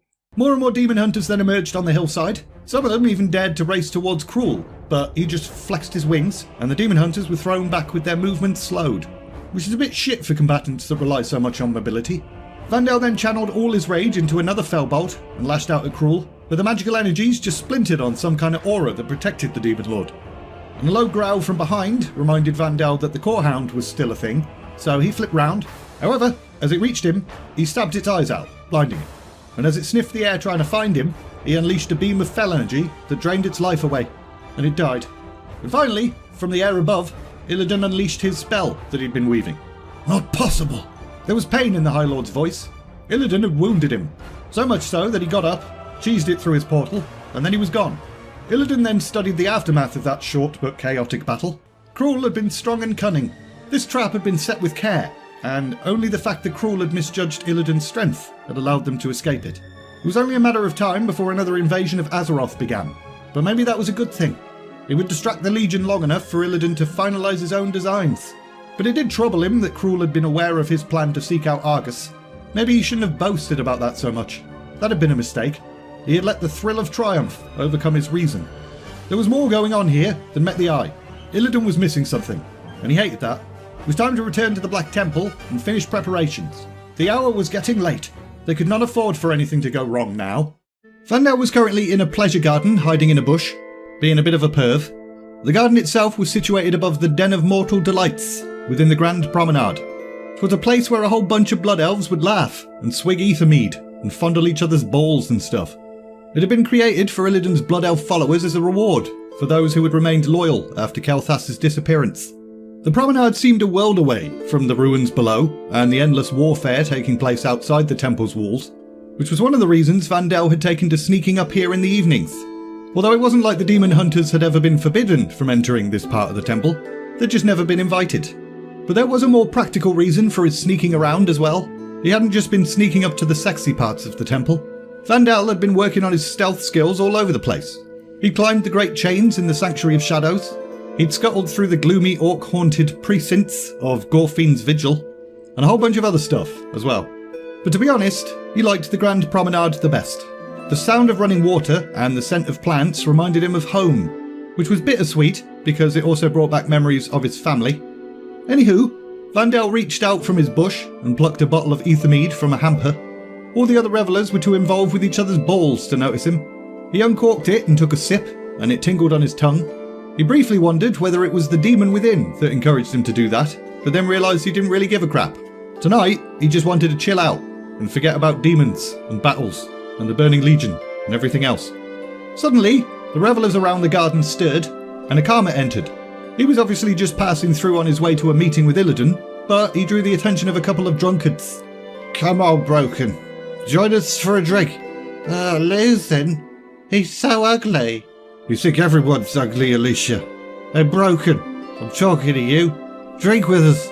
Wait, where's that bottle of ether mead gone? Did we drink it? From the bushes, Vandell raised the bottle he'd stolen in a mocking toast and took another swig. Think you're too good to drink with us, Akama? Akama then stopped, turned his head, and gazed at the pissed up blood elves. He didn't say anything. He didn't need to. All present could feel the power in him. And for a moment, things got real tense, as if violence was about to occur. But Akama then shrugged and smiled, and hobbled away. And Vandell decided he was going to follow him. Sometime later, Akama entered the Sanctuary of Shadows. This place filled him with horror, especially the refectory. He knew what was in there. All the darkness from his soul waiting to devour him. So he kept moving, and as he did, he saw satyrs and other demons doing all sorts of nasty stuff in what had once been the most sacred spot of his people. And again, he kept moving. The demons around the sanctuary mocked him as he passed through. When they looked at him, they saw a decrepit old broken that was bound by the same magic that bound them. But they saw what he wanted them to see. Meanwhile, High Nethermancer Zerafor was currently holding the disc that Illidan had liberated from Nathrazar. I understand why you sought this so long, Lord. It should allow you to find what it is you're seeking. Really? You are certain? As certain as anyone could ever be when dealing with the magic of the Burning Legion. As ever, you tried to cover yourself in case of error, Zerafor. Let him finish, Melander. It could be used to steer us through the Legion's network of portals and gateways. I know this. Why do you bring it up now? What is your point? The High Nethermancer then looked over the plans spread on the table. They represented Illidan's masterwork, but clearly something about them concerned him. We could use their own gateways to reach Argus, Lord. There's no need for this new portal of yours. It's a work of genius, but why reinvent the wheel? Because if we use the Legion's network, we will need to pass through multiple portals, giving the demons an opportunity to block us every step of the way. My gateway will take us to Argus in one jump. It will let us attack by surprise, and ensure our lines of communication are short and easily maintained. The other three councillors nodded, but Zerafor persisted. If it works, Lord, you're taking a titanic risk. The expenditure of energy needed will be unlike anything we've ever used before. Would it not be simpler to take advantage of what already exists? Simpler, but far more dangerous. The Legion outnumbers us by a factor of thousands. Its forces are dispersed, but if we give them time to assemble, they will crush us. And attempting to open this gateway could shatter the world again. If the spell is not perfectly cast, if there are any mistakes in the calculations. There are no mistakes in the calculations, and the spell will be perfectly cast, because I'm casting it. And if you're wrong, I am not wrong. As you say, Lord, as you say. The Nethermancer looked away, shoulders slumped, but then suddenly his face went all pale and beads of sweat appeared on his forehead. What is it? The warding spells I set over the dark portal have just been tripped. It's become fully operational. Someone has just opened a pathway between Outland and Azeroth so wide that you could bring an army through it. And it appears they're bringing an army through it. At the top of the Stair of Destiny, the gateway to Azeroth glowed darkly. It wasn't so much the sight of the dark portal that depressed Vandell, it was the armies surrounding it. Since their confrontation with High Lord Cruel, the Burning Legion had rushed armies into Outland so quickly they could not be contained, and most of them appeared to be here, lining the road leading to the dark portal. There were bloody thousands of them, maybe tens of thousands. It seemed as if they were intent on proving to Lord Illidan that his plans were a load of shit and he'll never succeed. Plus, a whole bunch of mortal peeps had surged through from the Azeroth side as well. Orcs stood alongside humans, night elves with blood elves. Apparently, Cruel's forces had done much to unite the Alliance and Horde. At least for the moment, anyway. and as the peoples of Azeroth collided with the Burning Legion, it quickly became apparent that there must have been a huge army assembled on the other side of the Dark Portal. For every human or orc or troll that was dragged down, they were quickly replaced. Vandell looked at each of his companions' faces. Illidan had his usual bitchy resting face. Needle was grinning for some strange reason. Illyrissiel looked downright afraid, and Vandell wondered whether her inner demon was taking over her mind and manipulating it. His own demon radiated a sense of satisfaction. Seeing this massive display of power by the Burning Legion pleased it. Vandell then looked back down towards the valley below. At the centre of the Legion camp was High Lord Cruel, barking orders to his forces, and Illidan looked extremely puzzled at the sight of him. Did Cruel expect this? Did he want it? Why would he want this? Draw out the forces of Azeroth, perhaps. Lure them away from their home ground. You think this is another trap? It has the feel of one. The question is, for whom? There is something here that I dislike. Vandell knew what he was talking about. The feeling of his own demon's satisfaction was unsettling. Did it sense something about this situation that they themselves did not yet know?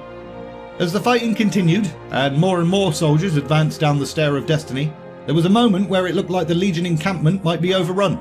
But, thanks to the Legion's field commander, the offensive ground to a halt. Step by step, the armies of Azeroth were driven back up the stairs, until eventually the two forces achieved balance, neither of them able to gain or lose a step. However, a whole bunch of Felguard, Dreadlords, Doomguard and Wrathguard had assembled on the far edge of the ridge below, keeping out of sight. High Lord Cruel himself led them, and his intent was pretty clear. He was planning on surprising the Azeroth forces from their flank. If those demons can turn the orc flank, then the battle will be lost. We can't let that happen. Absolutely. Take a company and intercept the demons before they reach the stairs. Stop them. Vandell wasn't entirely sure if he was being rewarded or punished for speaking out, but he did what he was told. It had taken the might of the betrayer himself to vanquish Cruel in their last fight, so Vandell wasn't exactly feeling very confident. He gestured to Illyrissiel, Needle and a few others, and they moved down the ridge, as quickly and quietly as they could, and it didn't take them long at all to catch up to Cruel's sneaky group. Vandell then screamed a war cry, aimed a fell bolt at the nearest of the demons, and moments later, he was amongst them, ducking and rolling and cleaving and striking and flipping and stuff. High Lord Cruel then looked directly at him. He wasn't ignoring him anymore. Ah, little one, does your master fear to face me himself? Nope, he thinks I'm a match for you. As Cruel's gigantic blade slammed down, Vandell just stepped to one side, and then aimed his blade at the High Lord's leg. However, it just kind of bounced off thanks to Cruel's protective aura.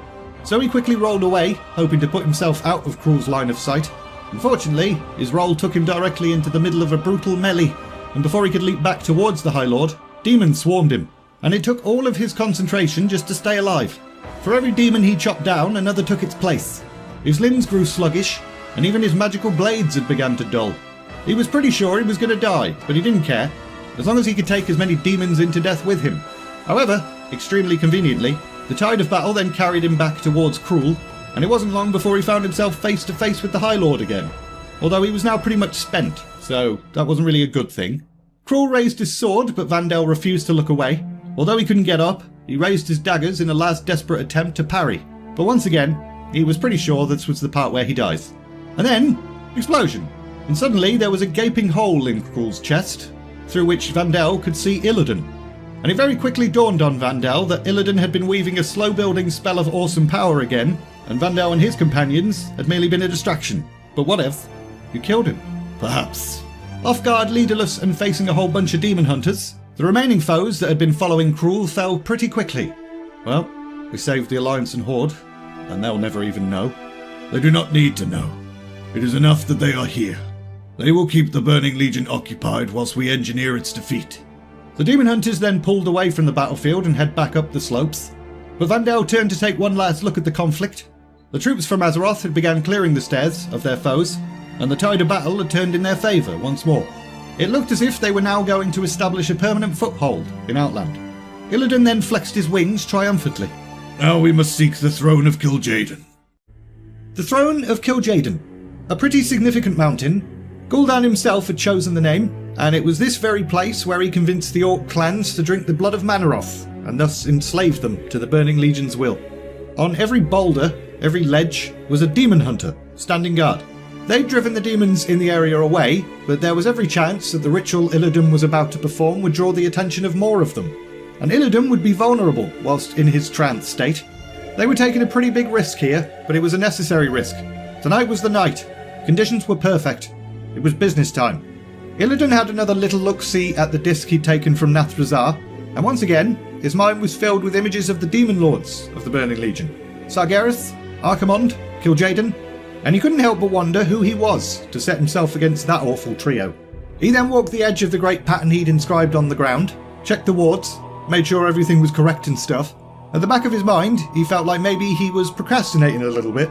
Their window of opportunity would soon close, and another would not arise for a whole bunch of moons. And yet, he couldn't make himself take the final step for some reason. Maybe it had something to do with the fact that if all went to plan, he would soon be gazing directly at those with the power to destroy him completely, and he'd be on his own as well. Look at what happened to Nazul, for example. The shaman had turned against his demonic masters and paid the ultimate price. Maybe this was all just a game for the demon lords, and Illidan was just being an idiot, thinking he could take them on. But whatevs. Before he could stop himself or regret the decision, Illidan then spoke the final words of the spell. A tidal wave of power was unleashed, tearing his spirit from his body, and off he went, tumbling headlong into the twisting nether. And a short time later, he found himself staring down at the planet Argus. He drifted down towards the surface of the world, and as he drew closer, he realised it must have been beautiful once. Crystalline mountains and shimmering seas. But now it looked bloody awful. It was dark and shit. The disc pulsed in his claws. It wasn't the real one. That was still back with his actual body. This was merely a representation of it. But it was trying to lead him towards that which he sought. The tug was almost irresistible, but Illidan fought against it, because first he wanted to try and figure out where this planet actually was in the cosmos. He desperately tried to see some familiar signs in the sky, constellations, magical energy tides. Everything he saw, he made note of, stored it in his mind bank. Might come in handy later on. The disc in his hand continued to pulse impatiently, but for a moment, Illidan felt like he could sense a presence observing him. And that led to a particularly disturbing thought popping into his head. Did Kil'jaeden know he was here? But there was no point worrying about that now. It was too late anyway. He was committed.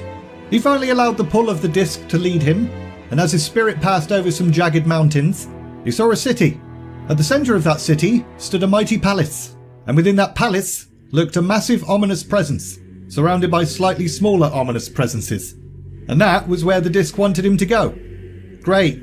As he reached the palace, he sensed another presence close by, studying him. But it was as shielded as he was. He waited for a bit, but nothing happened, so he just moved on. He passed through the palace's corridors, past runes that glowed with evil significance, and as he studied them, feelings of rage and despair filled his mind. Here, written in runes of fire, was the creed of the Burning Legion. This was what he was looking for, an anchor for the gateway between Outland and Argus. So, Illidan invoked the final phase of his spell, and the disc pulsed again, absorbing energies from all around, strengthening its connection to this place even further. However, dark energies then began to permeate his astral form, and a heaviness flowed through him. For all his precautions, he had become trapped in a web of some terrible energy. Illidan desperately tried to fight against whatever was happening, but that didn't really work. He had absolutely no control over the fact that his spirit was now being dragged into a vast room, where Kil'jaeden sat surrounded by his court of demons, and the Demon Lord could definitely sense something. However, Illidan then suddenly sensed the other mysterious presence he'd felt earlier, and the Deceiver, who had been looking in Illidan's direction, then just looked away. Whatever this other presence was, it was helping him. Illidan's spirit then floated back out of the throne room, and the dark energies and heaviness and stuff kind of faded away. Begone from this place. You cannot survive here. The voice spoke inside Illidan's head, and for a short moment he gained a sense of whatever it was, a being of light. But the next thing Illidan knew, his spirit was yanked all the way back to Outland into his physical form. After a second or two of regaining his bearings and shiz, Illidan looked at the real disc in his real hand. It was glowing bright crimson, which meant he'd bloody done it. He'd confirmed that Kil'jaeden was indeed on Argus, he'd found the beating heart of the Burning Legion, and he'd found something else. A being that had aided him to escape when all seemed lost. Although he wasn't entirely sure he trusted that thing, Kil'jaeden was known as the Deceiver after all, so that could well be a trap. Back in the Illidari Council Chamber at the Black Temple, the Blood Elves, Akama, Vandell and the other demon hunters were all arguing, whilst Illidan just kind of stood there, rubbing his temples. He'd just about recovered his strength from the spirit journey to Argus, and all he could think about was the need to keep moving forward, the need to face Kil'jaeden as soon as possible. What is your command, Lord Illidan? You what, mate? About Coilfang Reservoir. Lady Vash has been overthrown and the great pumps have been shut down. Illidan had a quick little think about Coilfang Reservoir and Lady Vash's plans to control all the water. That had seemed important once, but now he didn't really give a shit. He had more urgent things to worry about.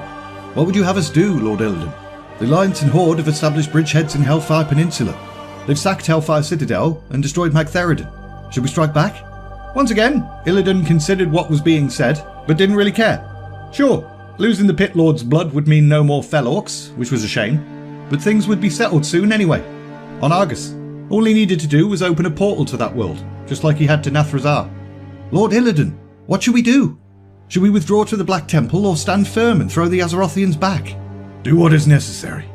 Other matters demand my attention. An appalled silence then filled the council chamber, and everyone stared at Illidan. They'd been expecting leadership from him. Maybe his silence and apathy had been a mistake. He still needed them all for the final part of his plan, so he chose his next words carefully. We are fighting a war to preserve all existence from the fury of the Burning Legion. It does not matter whether we hold Outland for a few more years. Once the Legion regroups, it can bring overwhelming force against us. What happens here and now is no longer important. The silence deepened. The demon hunters in the room all nodded. They too had witnessed the true power of the Burning Legion, so they got it. But the others were looking at him like, what? And that made him want to punch them all in their stupid idiot faces. But he remained calm. After all, they only really cared about themselves and their little bubbles. They couldn't see the bigger picture. We need to take the war to Kil'jaeden. You've said this before, Lord, and of course we all agree. But surely we should keep our bases secure so we can launch our great attack. Only for as long as it takes to open the way to Argus. You are ready to reclaim the original home of my people? I am. I wish to see the ones defiling it dead, finally and forever. But you must lie 1,000 worlds in the distance, through 1,000 portals. If we follow the path the Draenei fled, that would be true. I propose a more direct route. You plan to open a portal all the way to Argus? Forgive me for saying so, Lord, but that's impossible. Not impossible, Akama. Anything is possible using magic when you have a sufficient concentration of power and knowledge. There's no such concentration of power except the sort you use to get to Nathrazar. Illidan nodded, encouraging Akama to continue with that line of questioning. But Vandell then interrupted. Is it worth it, Lord? Can we truly end the Burning Legion's threat? Illidan then glanced from face to face. Truth was, he didn't know. It was a leap in the dark. I have dwelled on that question for 10,000 years and more, Vandell. Since first I made contact with Sargeras. Since the first time I truly understood what the Burning Legion was. In the 10 millennia that I was imprisoned, I was not idle.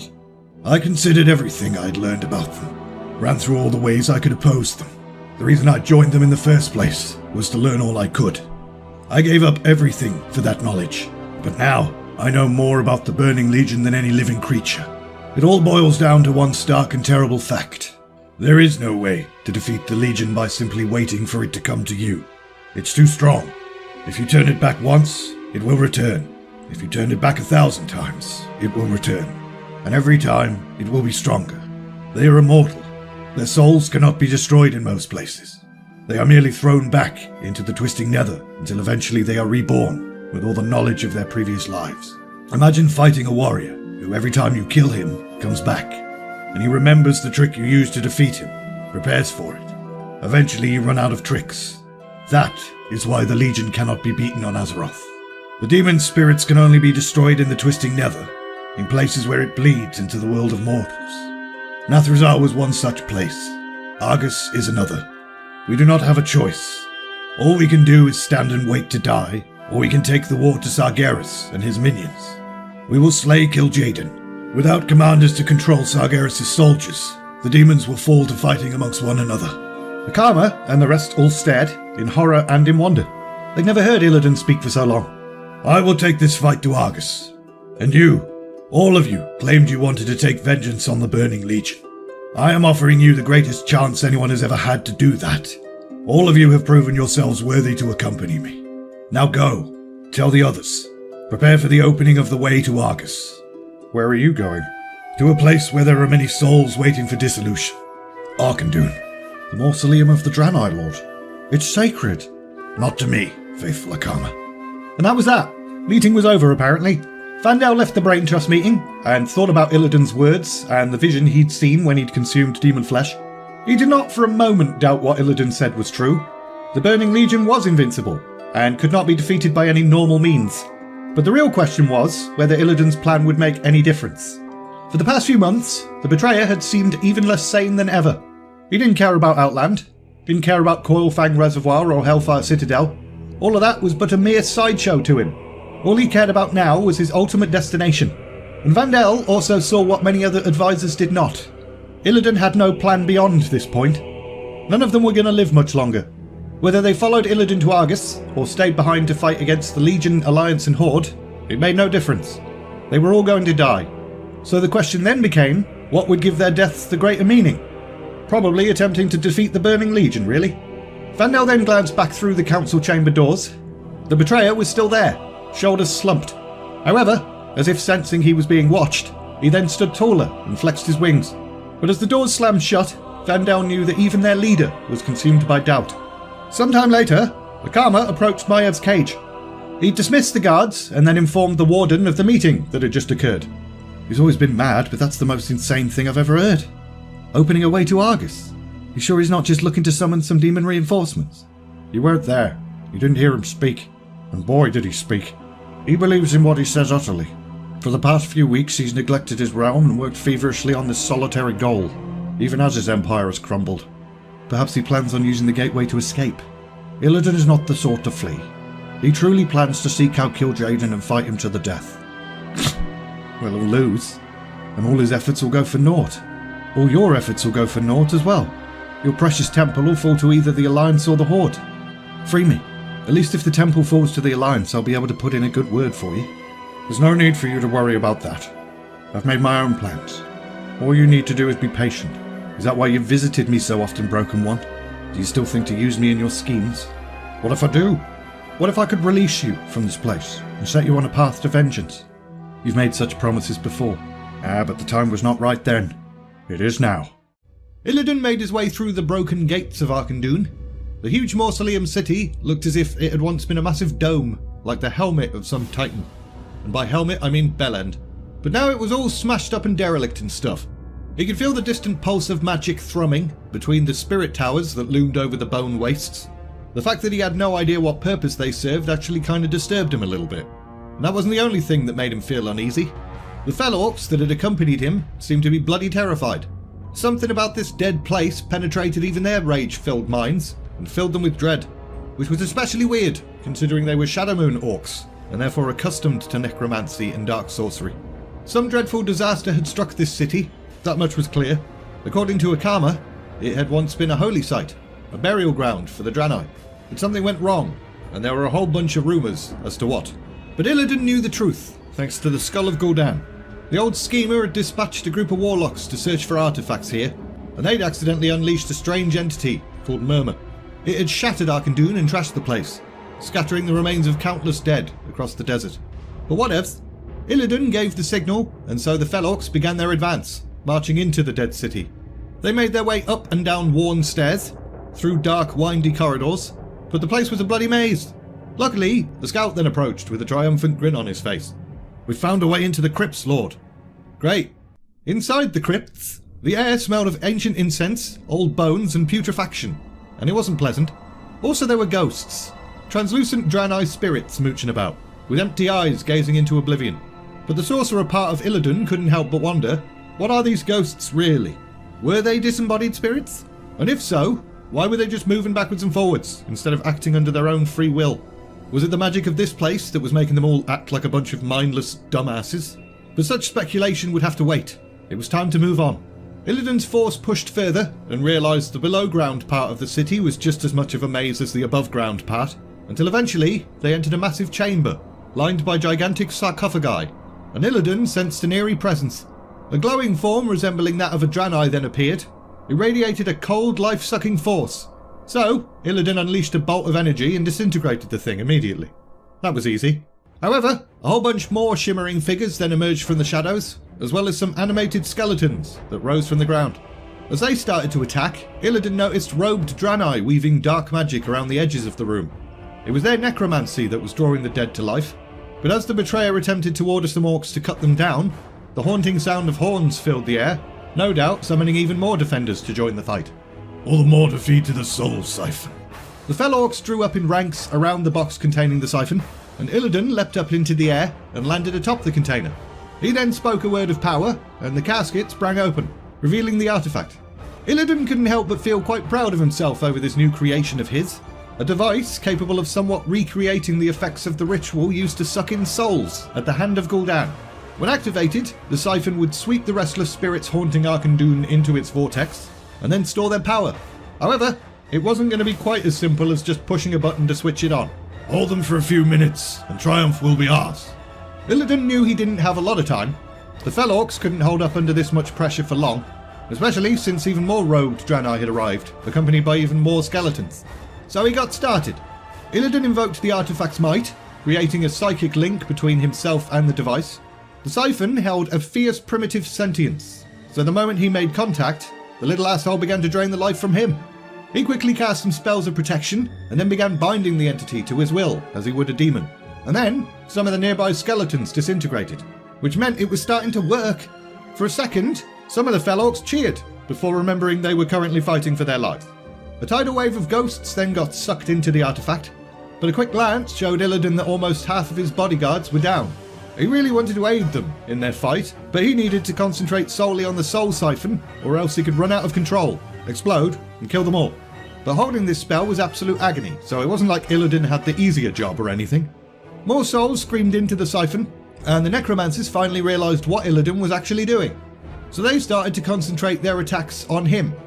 Bolts of magic lanced into Illidan's side, causing him even more pain, and although this whole soul-sucking process was roughly 66% complete now, the betrayer could feel his control over the siphon was starting to slip, and also the fell orcs were down to a third of their original number. Was this it? Was he going to die in this place, having achieved absolutely nothing? Because if that's the case, he might as well just let the siphon explode. At least that way he'd have vengeance on his killers. But no! He wasn't going to give up. Not for shit. So he drew on his last reserves of will. Hold on! Agony racked Illidan's body as he fell to his knees and bolts of dark energy lashed him. But, just as the last remaining fell orc bodyguard fell to the ground, the siphon went, allowing Illidan to speak the final words of the spell. He then grabbed the device, opened a portal and cheesed it. And the last thing he heard was the enraged shouting of the necromancers being all like, "You bastard!" But then he was back, in his sanctum at the Black Temple, sweat pouring from his brow and barely able to breathe. The room swirled around, and then he passed out. Although a few weeks had passed since Illidan's near-death experience at Arkan'dûn, he was still feeling pretty weak. His power had not returned to anything like what it had been prior to using the Soul Siphon, and part of him even felt like dispatching an expedition to find those bloody necromancers and kill the twats. But he knew he couldn't waste resources on petty vendettas. His army was already shattered, his empire crumbling. The Alliance Horde and Burning Legion were all pretty much on their doorstep at this point, and he knew he only had himself to blame. He decided to only take a few fell orc bodyguards to Arkan'dûn rather than his demon hunters. They needed to reserve their power for the final confrontation, and Illidan hadn't thought the City of the Dead would be that dangerous anyway. But that overconfidence was going to cost him. His Blood Elf advisors then entered the chamber. Illidan tried to conceal the pain in his movements the best he could, but all eyes were on him, being all judgy and stuff. They were studying him as wolves might study the ailing leader of the pack. His empire was shrinking, but it was still an empire, and these ruthless, ambitious assholes would probably jump at the chance to rule it. The news from the Netherstorm is interesting. Tempest keeping our treacherous former prince have fallen. Not sure if that's good or bad for us, though. Illidan simply waved his hand as if to dismiss Zerevor's words. Kel'Thas had sided with Kil'jaeden and deserved whatever evil fate had befallen him. Sod that prick. Melander, what news from the Blade's Edge Mountains? Grawl the Dragon Killer has been overthrown. I can find us other allies, I just need a little bit more time. With all respect, Lord Illidan, time is just one of the resources that we are running short of.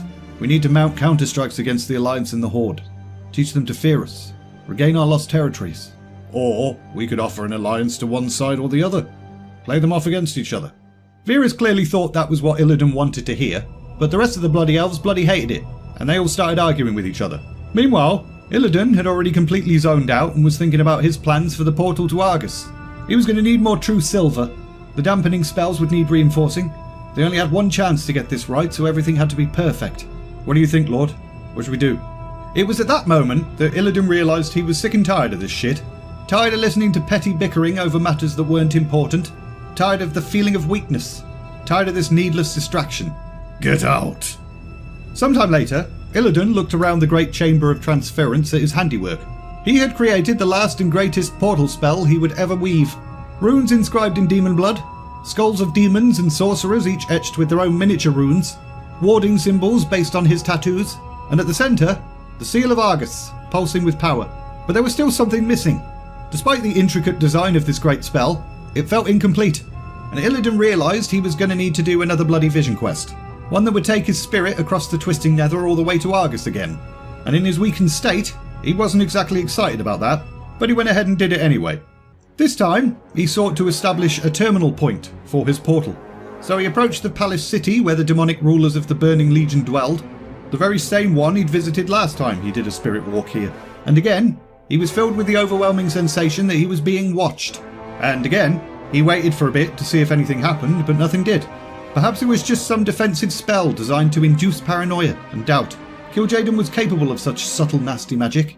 Illidan then entered Kil'jaeden's palace, and pretty quickly found a decent spot. But as he started casting the necessary spell, the feeling of being watched returned. Something was looking upon his actions with immense curiosity. And wait, what's that? Illidan could sense a faint aura of shimmering light, but as he tried to focus on it, it vanished from his perception. So he just carried on. The first anchor for his portal was now in place, so it was time to find another spot, which he soon found. But even in his spirit form, with its reduced emotional state, he was still kinda angry. He didn't like being toyed with. He wanted whatever was watching him to stop playing silly buggers, but he forced himself to concentrate. The next 2 anchor points went down easily, and he only needed 1 more, so he moved cautiously closer to the great throne room. He could sense Kil'jaeden and many of his generals were in there. All of them would be capable of detecting him if he made any kind of mistake, so things were pretty tense. He steeled himself and invoked the last anchor for his spell, and the connection between the great pattern back on Outland and the anchor points he'd planted here was established, which meant his portal could now be activated. But before he had a chance to feel smug about it, a wave of power swept over him, and the next thing he knew, everything was really bright and shiny, and before him glittered a being of light. Illidan braced himself to unleash the most destructive spell he could, but the creature did not attack. You are a Naaru. I am an elder Naaru, possibly the eldest now remaining in these universes. Why are you here? Do you serve Sargeras or Kil'jaeden? I do not. Then what are you doing here? Waiting for you. You knew I would come. You, or someone like you. The universe throws up champions in the face of those that would destroy it. Could perhaps have picked a better one. I do not think so. You are what you are. All your days have forged you into that. A weapon aimed at the heart of a great demon. I would like to think I am somewhat more sentient than my warclaves. That is what makes you dangerous. So the universe has anointed me to slay Kil'jaeden. No, your enemy is far greater than Kil'jaeden. Greater even than Sargeras and his Burning Legion. Wonderful. As if they were not strong enough. The Void is a more potent foe by far than the Burning Legion. It is the ultimate opponent of the light. It will take all the peoples of Azeroth and Outland united to oppose it. You do not believe me? Then know this. Before Illidan could actually respond or say anything, a bolt of pure light blasted out from the Naaru. Illidan braced himself for a blast of agony, but that didn't happen. Instead, he found himself experiencing a vision of a terrible battlefield. Amid mountains of corpses, a winged figure battled at the head of the Legions of Light. The soldiers surrounding him gazed up in awe and wonder at their leader, and it took Illidan a few seconds to realise who it was. Him, but transformed into an avatar of the light. There was a sense of rightness about this. For a moment, Illidan could even believe in it, but then his doubts rushed back. This wasn't true. This wasn't who he was. He was a fighter and a killer, as driven by darkness and his own desires as any urge to do right. You will defy death. I have seen this. Whatever you were, whatever you are, a champion of light is what you will be. Could it really be true? Was there a chance for redemption? You will be a hero, but there will be a price. There always is. The Naaru then bid Illidan farewell, and then touched him on the forehead, and it burned, as if another tattoo had been added to his flesh. And the next thing he knew, he was back on Outland. But before he could process what just happened, his advisors appeared. Lord Illidan, you must come with us. The Black Temple is under attack. Maiev looked up to see Akama standing in the doorway, staring at her. Have you come to dangle vain promises before me again? No. How are you feeling? Strong? Let me out of this cage and I'll show you. The Warden had spent the last few months doing press-ups and stuff in order to conserve her strength. There wasn't really anything else to do, but as a result, she was swole. Do you remember how to hold a blade? That is not something I could ever forget. I hope so. Why are you here? The Horde and the Alliance besieged the Temple of Karabor. They've made common cause with the Aldor and the Scryers. Even some of the Naaru are present. Has the betrayer sent you to kill me? Does he not have the balls to do it himself? You are not that important to him. Even as his empire falls to shit, he appears more concerned with other things. You think he'll be brought down then? Who knows? Even now he's the mightiest being in Outland, surrounded by lieutenants of near equal power. The temple itself is a fortress as well. Might hold out for years. I've known Illidan far too long to think his downfall will be easy. And yet you think he might be overthrown? A small force of sufficient power could infiltrate the temple if given the appropriate aid. And of course you are in a position to give such aid. Forgive me if I have some trouble believing you. I seem to have heard a story like this before. This time, one way or another, there will be a different ending. Yeah, right. I can convince you. How? Stand back.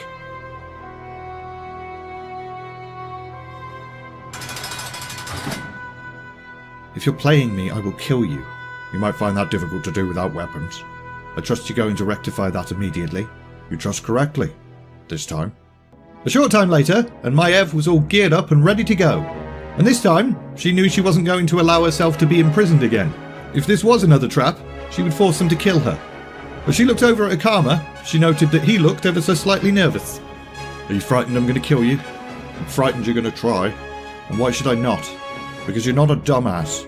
Let's not play games with each other, Maiev Shadowsong. You're free because I set you free. You can indulge a childish thirst for revenge, or you can help me overthrow our true enemy. Or I could do both. No, you can't, you silly bitch. Look, I alone can guide you to the betrayer. Decide now whom you wish to kill, me or him. That's your choice. Fine. You live. I will have justice from Illidan. No, you will have vengeance. I think that will give you more satisfaction. Meanwhile, Illidan looked out from the battlements of the Black Temple, and there were bloody thousands of soldiers on the ground below. He could sense the presence of more than just mortals down there. There were Naaru as well. So much for the promises the elder Naaru had made back on Argus. But Illidan just shrugged. He wasn't disappointed. He didn't give a shit. We trust in your judgment, Lord. Trust in the walls of the Black Temple, and in your own spells and blades. Go below, and prepare for battle. I do not think our new guests will be leaving anytime soon, and we should ready a proper reception for them. Illidan then considered ordering that Maiev be executed before she could be rescued. It would be a small morsel of vengeance, but who would do it? Akama, perhaps? Where was that little asshole, anyway? Whatever. Illidan wasn't going to kill Maiev just yet, not whilst there was still a chance that she could be made to suffer. The betrayer then took stock of the situation. The temple was well supplied. The sorcerers within it could summon demonic aid almost indefinitely. He had Dragonmore orcs with dragons, and he had a whole bunch of raid bosses like Supremus. But the Alliance and the Horde had the resources of an entire world to draw on. It didn't matter how strong his defences were, enough force was being brought to bear that eventually the temple would fall. This was all part of Kil'jaeden's plan. He'd deceived them all once again. He hadn't committed his own forces here because he knew he didn't have to. His enemies would weaken themselves by fighting each other, and when this battle was over, the Legion would intervene and destroy anyone that was left. And the worst part of it was, by defending the temple strongly, Illidan was just doing Kil'jaeden's work for him. But what other choice was there? The Horde and the Alliance were not planning on taking Illidan prisoner. They were planning on straight up murdering him, whether he surrendered or not. No, the only choice was to finish that goddamn portal as soon as possible. As Maiev and Akama made their way through the Black Temple all sneaky-like, the Ashtung leader completely ignored the sights and sounds of battle going on nearby. But Maiev couldn't ignore it, mainly because she was kinda bitter. The Aldor, Scryers, Naaru, etc. had all rejected her when she'd requested aid going after Illidan, and yet now, here they all were, going after Illidan. Bunch of jerks. But at least the hour of her vengeance was almost at hand. This time, the betrayer would not escape. However, the two of them soon found themselves right in the midst of it all. As a Naaru called Ziri wove spells of protection around her, Akama and some champions from Azeroth, Maiev could sense the terrible presence of demons nearby. There were also huge nether drakes circling overhead, breathing clouds of devastating arcane magic, and waves of meteorites descending from the sky and unleashing infernals into the fray. It was mental. Now is the time, Maiev. Unleash your wrath. Maiev smiled and raced forward. It was about bloody time, and with her Umbra Crescent, she slashed and cleaved and sliced and diced and stuff. Cut through Dreadlords, Satyr, Felguard, and anything else that got in her way. And behind her, Akama and his new friends from Azeroth unleashed a torrent of spells, and took out quite a few of Illidan's forces as well. However, Fel energy then pulsed in the air as a portal opened, and a huge Nathrazim emerged from it. Maiev recognised him immediately. It was Vagath, one of her torturers. Maiev lunged towards her former tormentor immediately. Vagath was strong, but Maiev was stronger, because of all those push-ups she'd been doing. She drove her blade right through Vagath's chestplate, and the Dreadlord looked down in disbelief. But as Akama limped over, Vagath fixed his gaze on him. "You've sealed your fate, Akama. The Master will learn of your betrayal." "Akama has no Master. Not anymore." As the words left his mouth, the portal pulsed once more, and a buttload more demons poured through. Maiev immediately threw herself at them. She was absolutely raging. The enemy closed in all around her, but she unleashed the full fury of her blade. She knew full well that she was going to need to close this portal to stop any further reinforcements coming through. But she also noticed Akama was just kind of buggering off with his new friends. That was nice of him. Looked like she was going to have to deal with this portal alone. Meanwhile, elsewhere in the Black Temple, Vandell was getting pissed. He'd got his hands on another bottle of Ethermead and was just swigging away whilst observing the battle taking place below. But it wasn't like he didn't give a shit. He was actually pretty angry.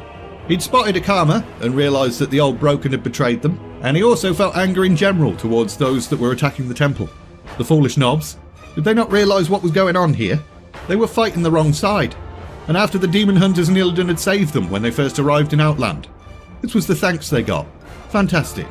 But Vandell understood that it was a pretty easy mistake to make. Seeing all the bound demons defending the temple, you could kinda understand why the invaders thought Illidan was a baddie. Plus, the betrayer had never taken the time to actually explain what he was doing to anyone. That might have helped. Although would they have believed him? Or would they have just thought it was a load of bollocks? Whatever. All Vandell could do was continue to drink his Ethermead and wait. Sooner or later, the demon hunters would be called upon to join the fight, and Vandell would be ready. Meanwhile again, Illidan was just kind of hanging about, working on his spell. But then Lady Melander appeared. "Lord Illidan, High Warlord Nagentus has fallen. The enemy have breached the temple." It took Illidan a few moments to register that news. The Naga champion and his forces should have been able to fend off a legion. So what the bloody hell went wrong? There was obviously treachery afoot. Was it the Blood Elves? Or Akama's people? Either way, looked like time had run out. It was time to power the soul siphon. Maiev was kinda out of breath, because she'd just killed a whole bunch of demons, but she felt pretty proud of herself, due to the fact that she'd closed the portal and stopped the seemingly endless hordes of reinforcements from coming through. And she did it all by herself. However, that sense of pride was soon replaced with dread when she sensed a familiar pulse of energy surge from deep within the temple. 'Twas the same energy she'd felt on that fateful day at the hand of Gul'dan. Somewhere, the betrayer was doing it again, opening a massive portal and using souls to do it. Was he summoning some new demon from the depths of the twisting nether, or simply planning to escape? Either way, she wasn't going to let that happen. Meanwhile, Vandell watched as the weird Batman lady on the battlefield below talked to herself. He recognised her from the tales he'd heard. Maiev's shadow song. She was supposed to be locked up. Akama must have freed her, the little asshole. "Come to me now, my demon hunters." Illidan's voice echoed in Vandell's head. 'Twas a summoning on a primal level. And along with the summons came the knowledge of exactly where Vandell needed to go. So he picked himself up and raced towards his destination. Somewhere deep within the temple, potent energy stirred, and Vandell recognised them. The gate was being opened, but to where, he didn't bloody know. Had Illidan finally opened the path to Argus? Guess he'd find out soon enough. "To me, demon hunters." Alright mate, I'm moving as fast as I can. Vandell knew at his core that he needed to get to Illidan as soon as physically possible. It wasn't just fear that drove him. It was an overwhelming feeling that if he failed to get there fast enough, he would regret it forever. That somehow, he would not achieve his destiny. So on he raced, as the angry mighty roar of Supremus echoed through the temple, as if the Abyssal was engaged in combat with roughly 25 people or something. Back with Maiev, who was currently following the trail of corpses that Akama and his mates were leaving in their wake. As she glared around, her eyes caught something bloody weird looking. A demonic figure that seemed to be in quite a bit of a rush. And Vandell froze as he saw Maiev's shadow song staring at him. "Demon spawn! Prepare to die!" Suddenly, Maiev was no longer where she had been, and Vandell could sense a disturbance behind him, so he quickly flipped away. "I don't want to fight you." But Maiev didn't give a shit. She studied the creature before her. looked a bit like Illidan, although slightly less monstrous. He had tattoos like his master. His skin was scaly, his eye sockets empty. He lacked wings and hooves, but there was still something undeniably demonic about him. He may have been an elf once, but now he was an abomination. Maiev then aimed her blade and attempted to strike at her foe again, but he flipped to one side. "Stop! There's no need for this! I will not fall for your trickery, monster!" The Umbra Crescent swept towards Vandell once more, and again, he did a flip. "I'm not your enemy! We're on the same side!" "You serve Illidan. We're obviously not on the same side. I'm here to fight the Burning Legion, not other Night Elves. You have fallen for Illidan's old lie. It is not a lie. I've slaughtered demons by the hundreds. I will slay more for as long as there's breath in me. That will not be for much longer." Maiev then lunged with the speed of a mongoose, and Vandell sprang clear just in time. The demon within him was like, "Attack her, you dickhead," but he fought the urge to counter. "The Burning Legion seeks to destroy all who live. We need to stand united against it. You will be united with your demon masters in death." Another swipe from Maiev's blade caught Vandell on the cheek, slicing it open. Kill her. It is you or her. She will not let you live. Vandell would have liked to deny it, but he knew the demon was speaking the truth. There was no reasoning with this maniac. She wasn't about to let him run away, so his only option was to face her. He summoned a bolt of fell energy and sent it racing towards his foe, but the warden parried it effortlessly. Bloody hell, only Illidan and his highest lieutenant should be able to do that. It was at that point that Vandell realised the objective here wasn't to kill Maiev, it was to survive against Maiev. Maiev then unleashed a ferocious razor-edged whirlwind of attacks, and it took everything Vandell had to avoid them. There was absolutely no chance for him to launch an attack of his own. She was too fast and too strong. His muscles ached, and it felt like his arms were going to pop off. So he started to backpedal away, but the demon within howled its protests. It didn't want to cheese it, it wanted to fight and kill. So Vandell allowed its power to flow into him, and then the metamorphosis happened. He grew in size and darkness, and the tables were turned. He struck at Maiev again and again and again, and as he caught Maiev off balance and she fell on her ass, he aimed another bolt of fell energy at her. However, Maiev then drew on the light of a loon, used her blink power, and vanished. And before Vandell could say, "What the balls?" something sliced his arm and then hit him on the head, and it bloody hurt. Vandell fell to the ground in agony, and the last thing he saw was his boy Cariel, looking really disappointed. Thus will your master fall too. Meanwhile again, Akama entered the refectory. His new friends from Azeroth had already slaughtered most of the opposition within, and were now engaged with the shade that Illidan had drawn from Akama's own spirit. To anyone else, it would have just looked like his evil shadow, but he knew it was made up of every bit of wickedness that had ever been in him. Every mean and petty deed. Illidan had freed him of that in a way, although he had taken part of his strength with it too. It was that darkness that had driven Akama to master magic, and forged him to become a leader of his people. Akama then realised this shadow was part of him. He needed to reclaim it if he was to have the power to do what was needed, and lucky for him, the shade was weakening under the onslaught from the champions of Azeroth. So the Ashtong leader started to weave a spell. He drew the energies from the spirit into himself and brought it home, and for the first time in a long time, he felt whole again. Another meanwhile, Maiev stepped over her fallen foe and raced forward. She had no time to waste. As she entered a massive hall, she saw some Ashtong broken hanging about. "Where is Akama?" Deeper within the temple. He seeks to put an end to the betrayal. Good, then I shall go and help him. Illidan entered his council chamber. He'd done all he could. His demon hunters were gone. He'd run out of time with his own portal to Argus, thanks to all the jerks currently fighting their way through the temple, so he'd sent the demon hunters somewhere else. Their starting zone, basically. It was a last-minute change of plan. And Illidan kinda wished he could have gone with them, but someone had to stay behind and hold the portal open. However, doing so had taken all his strength, and all the power within the soul siphon, so things weren't looking brilliant for the old betrayer. I sensed a portal opening. I thought you'd escape, Lord. I Nethermancer Zerevor's expression was a whole roller coaster of emotions. He was obviously pleased that Illidan had not abandoned them, but also kind of confused as to why Illidan had not abandoned them. But the betrayer himself remained silent, deep in thought, mostly about the fact that this was the end, and everything had gone to shit. He'd resigned himself to the fact that he would never know whether his demon hunters succeeded or failed on Mardoom. All he could do now was stand his ground, because he wasn't going to give his enemies the satisfaction of his surrender. Defend this place. Guard the way to the summit of the temple. We are not defeated yet. And then he buggered off. A short time later, Akama stepped over the corpses of the now definitely defeated Illidari council members. The champions of Azeroth had beaten 8 of the 9 raid boss encounters in the Black Temple, so they were all feeling pretty proud of themselves. But it wasn't over yet. This door is all that stands between us and the betrayer. Stand aside, friends. Akama studied the spell sealing the way to the summit. 'Twas a thing of fantastic intricacy. It would take a sorcerer a lifetime to unravel it. But Akama didn't need to unravel it. He was just going to smash it. So he drew on all of his strength and launched it towards the doorway. However, the structure resisted. I can't do this alone. You are not alone, Akama. Your people will always be with you. The convenient spirits of Ashtong Broken then added their strength to Akama's, and soon enough, the spell collapsed. And if Akama had the time, he probably would have started bawling his eyes out. Despite everything that had happened, his people still stood with him, even the dead ones, which was nice. But all Akama could feel right now was dread, because soon he and his allies would face Illidan, and they were probably not prepared. Meanwhile, Illidan felt the seal give way on the gateway to the summit of the Black Temple. Akama had grown pretty powerful to be able to tear it down so quickly. Probably learned a great deal during all that time he'd spent in Illidan's service, so that had kind of backfired. But Illidan remained crouched down, wings wrapped around his body, taking these last few moments to draw what power he could before the final conflict of his life was upon him. And then Akama entered, and for a second, as he looked at the betrayer, utterly still on the ground, he thought to himself, I can't be that bloody lucky, can I? Surely he hasn't taken his own life. But no, things weren't going to be that easy. Akama studied the aura swirling around his former master. He wasn't dead, he was merely gathering his strength. Akama, your duplicity is hardly surprising.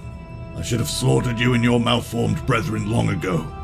We have come to end your reign, Illidan. My people and all of Outland shall be free. Boldly said, but I remain unconvinced. The time has come. The moment is at hand.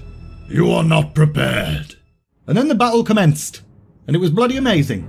Illidan scorched some attackers with summoned fire, he spoke words of power to explode people's faces, and he drained the life from a number of champions. And every fallen foe filled him with glee. Even Akama had to admit that watching Illidan fight was pretty awesome, although that wasn't a good thing. Where the hell was Maiev anyway? Her presence could turn the whole course of this battle. Meanwhile, Maiev was currently in the pleasure garden part of the Black Temple, having been delayed by a whole bunch of fights of her own. She was still following the trail of corpses that Akama and his mates had left in their wake, and that trail seemed to be leading up. Plus she could sense the titanic energies being unleashed from somewhere above. They'd started the final battle without her. Bunch of knobs. Back up top, I will not be touched by rabble such as you. Behold the flames of Azeroth. twin flame elementals then appeared with a line of fire linking them, and whilst they swarmed towards the champions, the betrayer took advantage of the situation and decided to have another little rest and gather his strength one final time. And the champions all kind of watched in horror as he grew in size and transformed into a larger, even more demonic looking beast. Illidan then sent wave after wave of hellish fire sweeping over his attackers.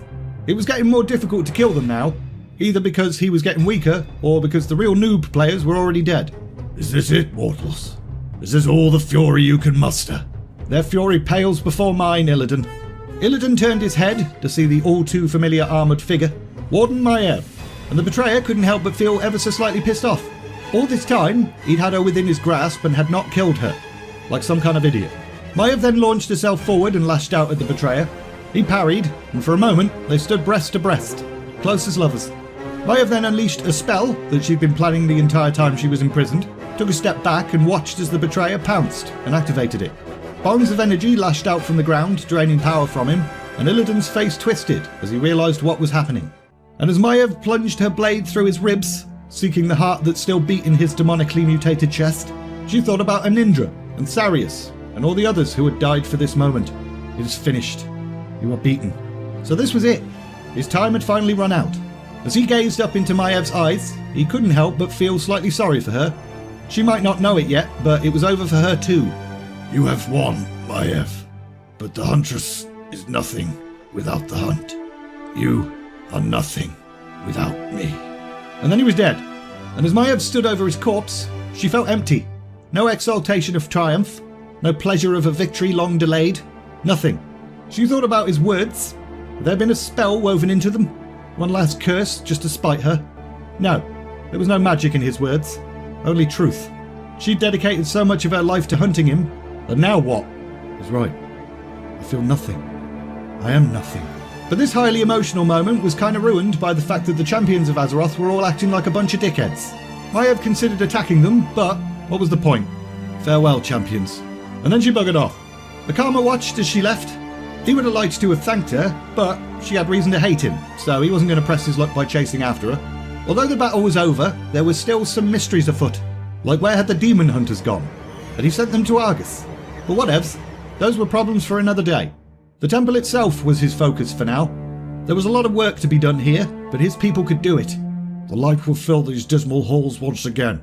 I swear it. One final meanwhile. Bah! Vandell's head was absolutely pounding. Glancing around, he could see that the training grounds were now full of Aldor and Scryer fighters, all singing victory songs and giving each other high fives and stuff. The betrayer is dead! Way! Vandell didn't want to believe it, but looking at the state of the place, it must have been true. So what now? Who would stand against the Burning Legion? Vandell tried to reach out with his senses to try and find any other demon hunter, but he couldn't. Were they all dead? Was he the only one left? And in that moment, despair swept over him, as well as the feeling that there was absolutely no point to anything anymore, and he might as well just get up, attack the cheering assholes nearby, and take as many of them out as he could before they killed him. And he very nearly did, until a familiar voice whispered in his head, You must be prepared. Maybe there was still work to be done. Demons to be slain. Preparations to be made. So, he drew upon his inner demon's energies, stepped into the shadow, and vanished into the night. And we're leaving it there! I enjoyed this series. I hope you did too. It's not my intention to just sort of give other people's hard work away for free, so there's a link in the description if you want to buy this book. There's links to my stuff as well, but who cares? If you enjoyed this video, like, subscribe, all of that bollocks. And all that's left to say is, thanks for watching, and see ya!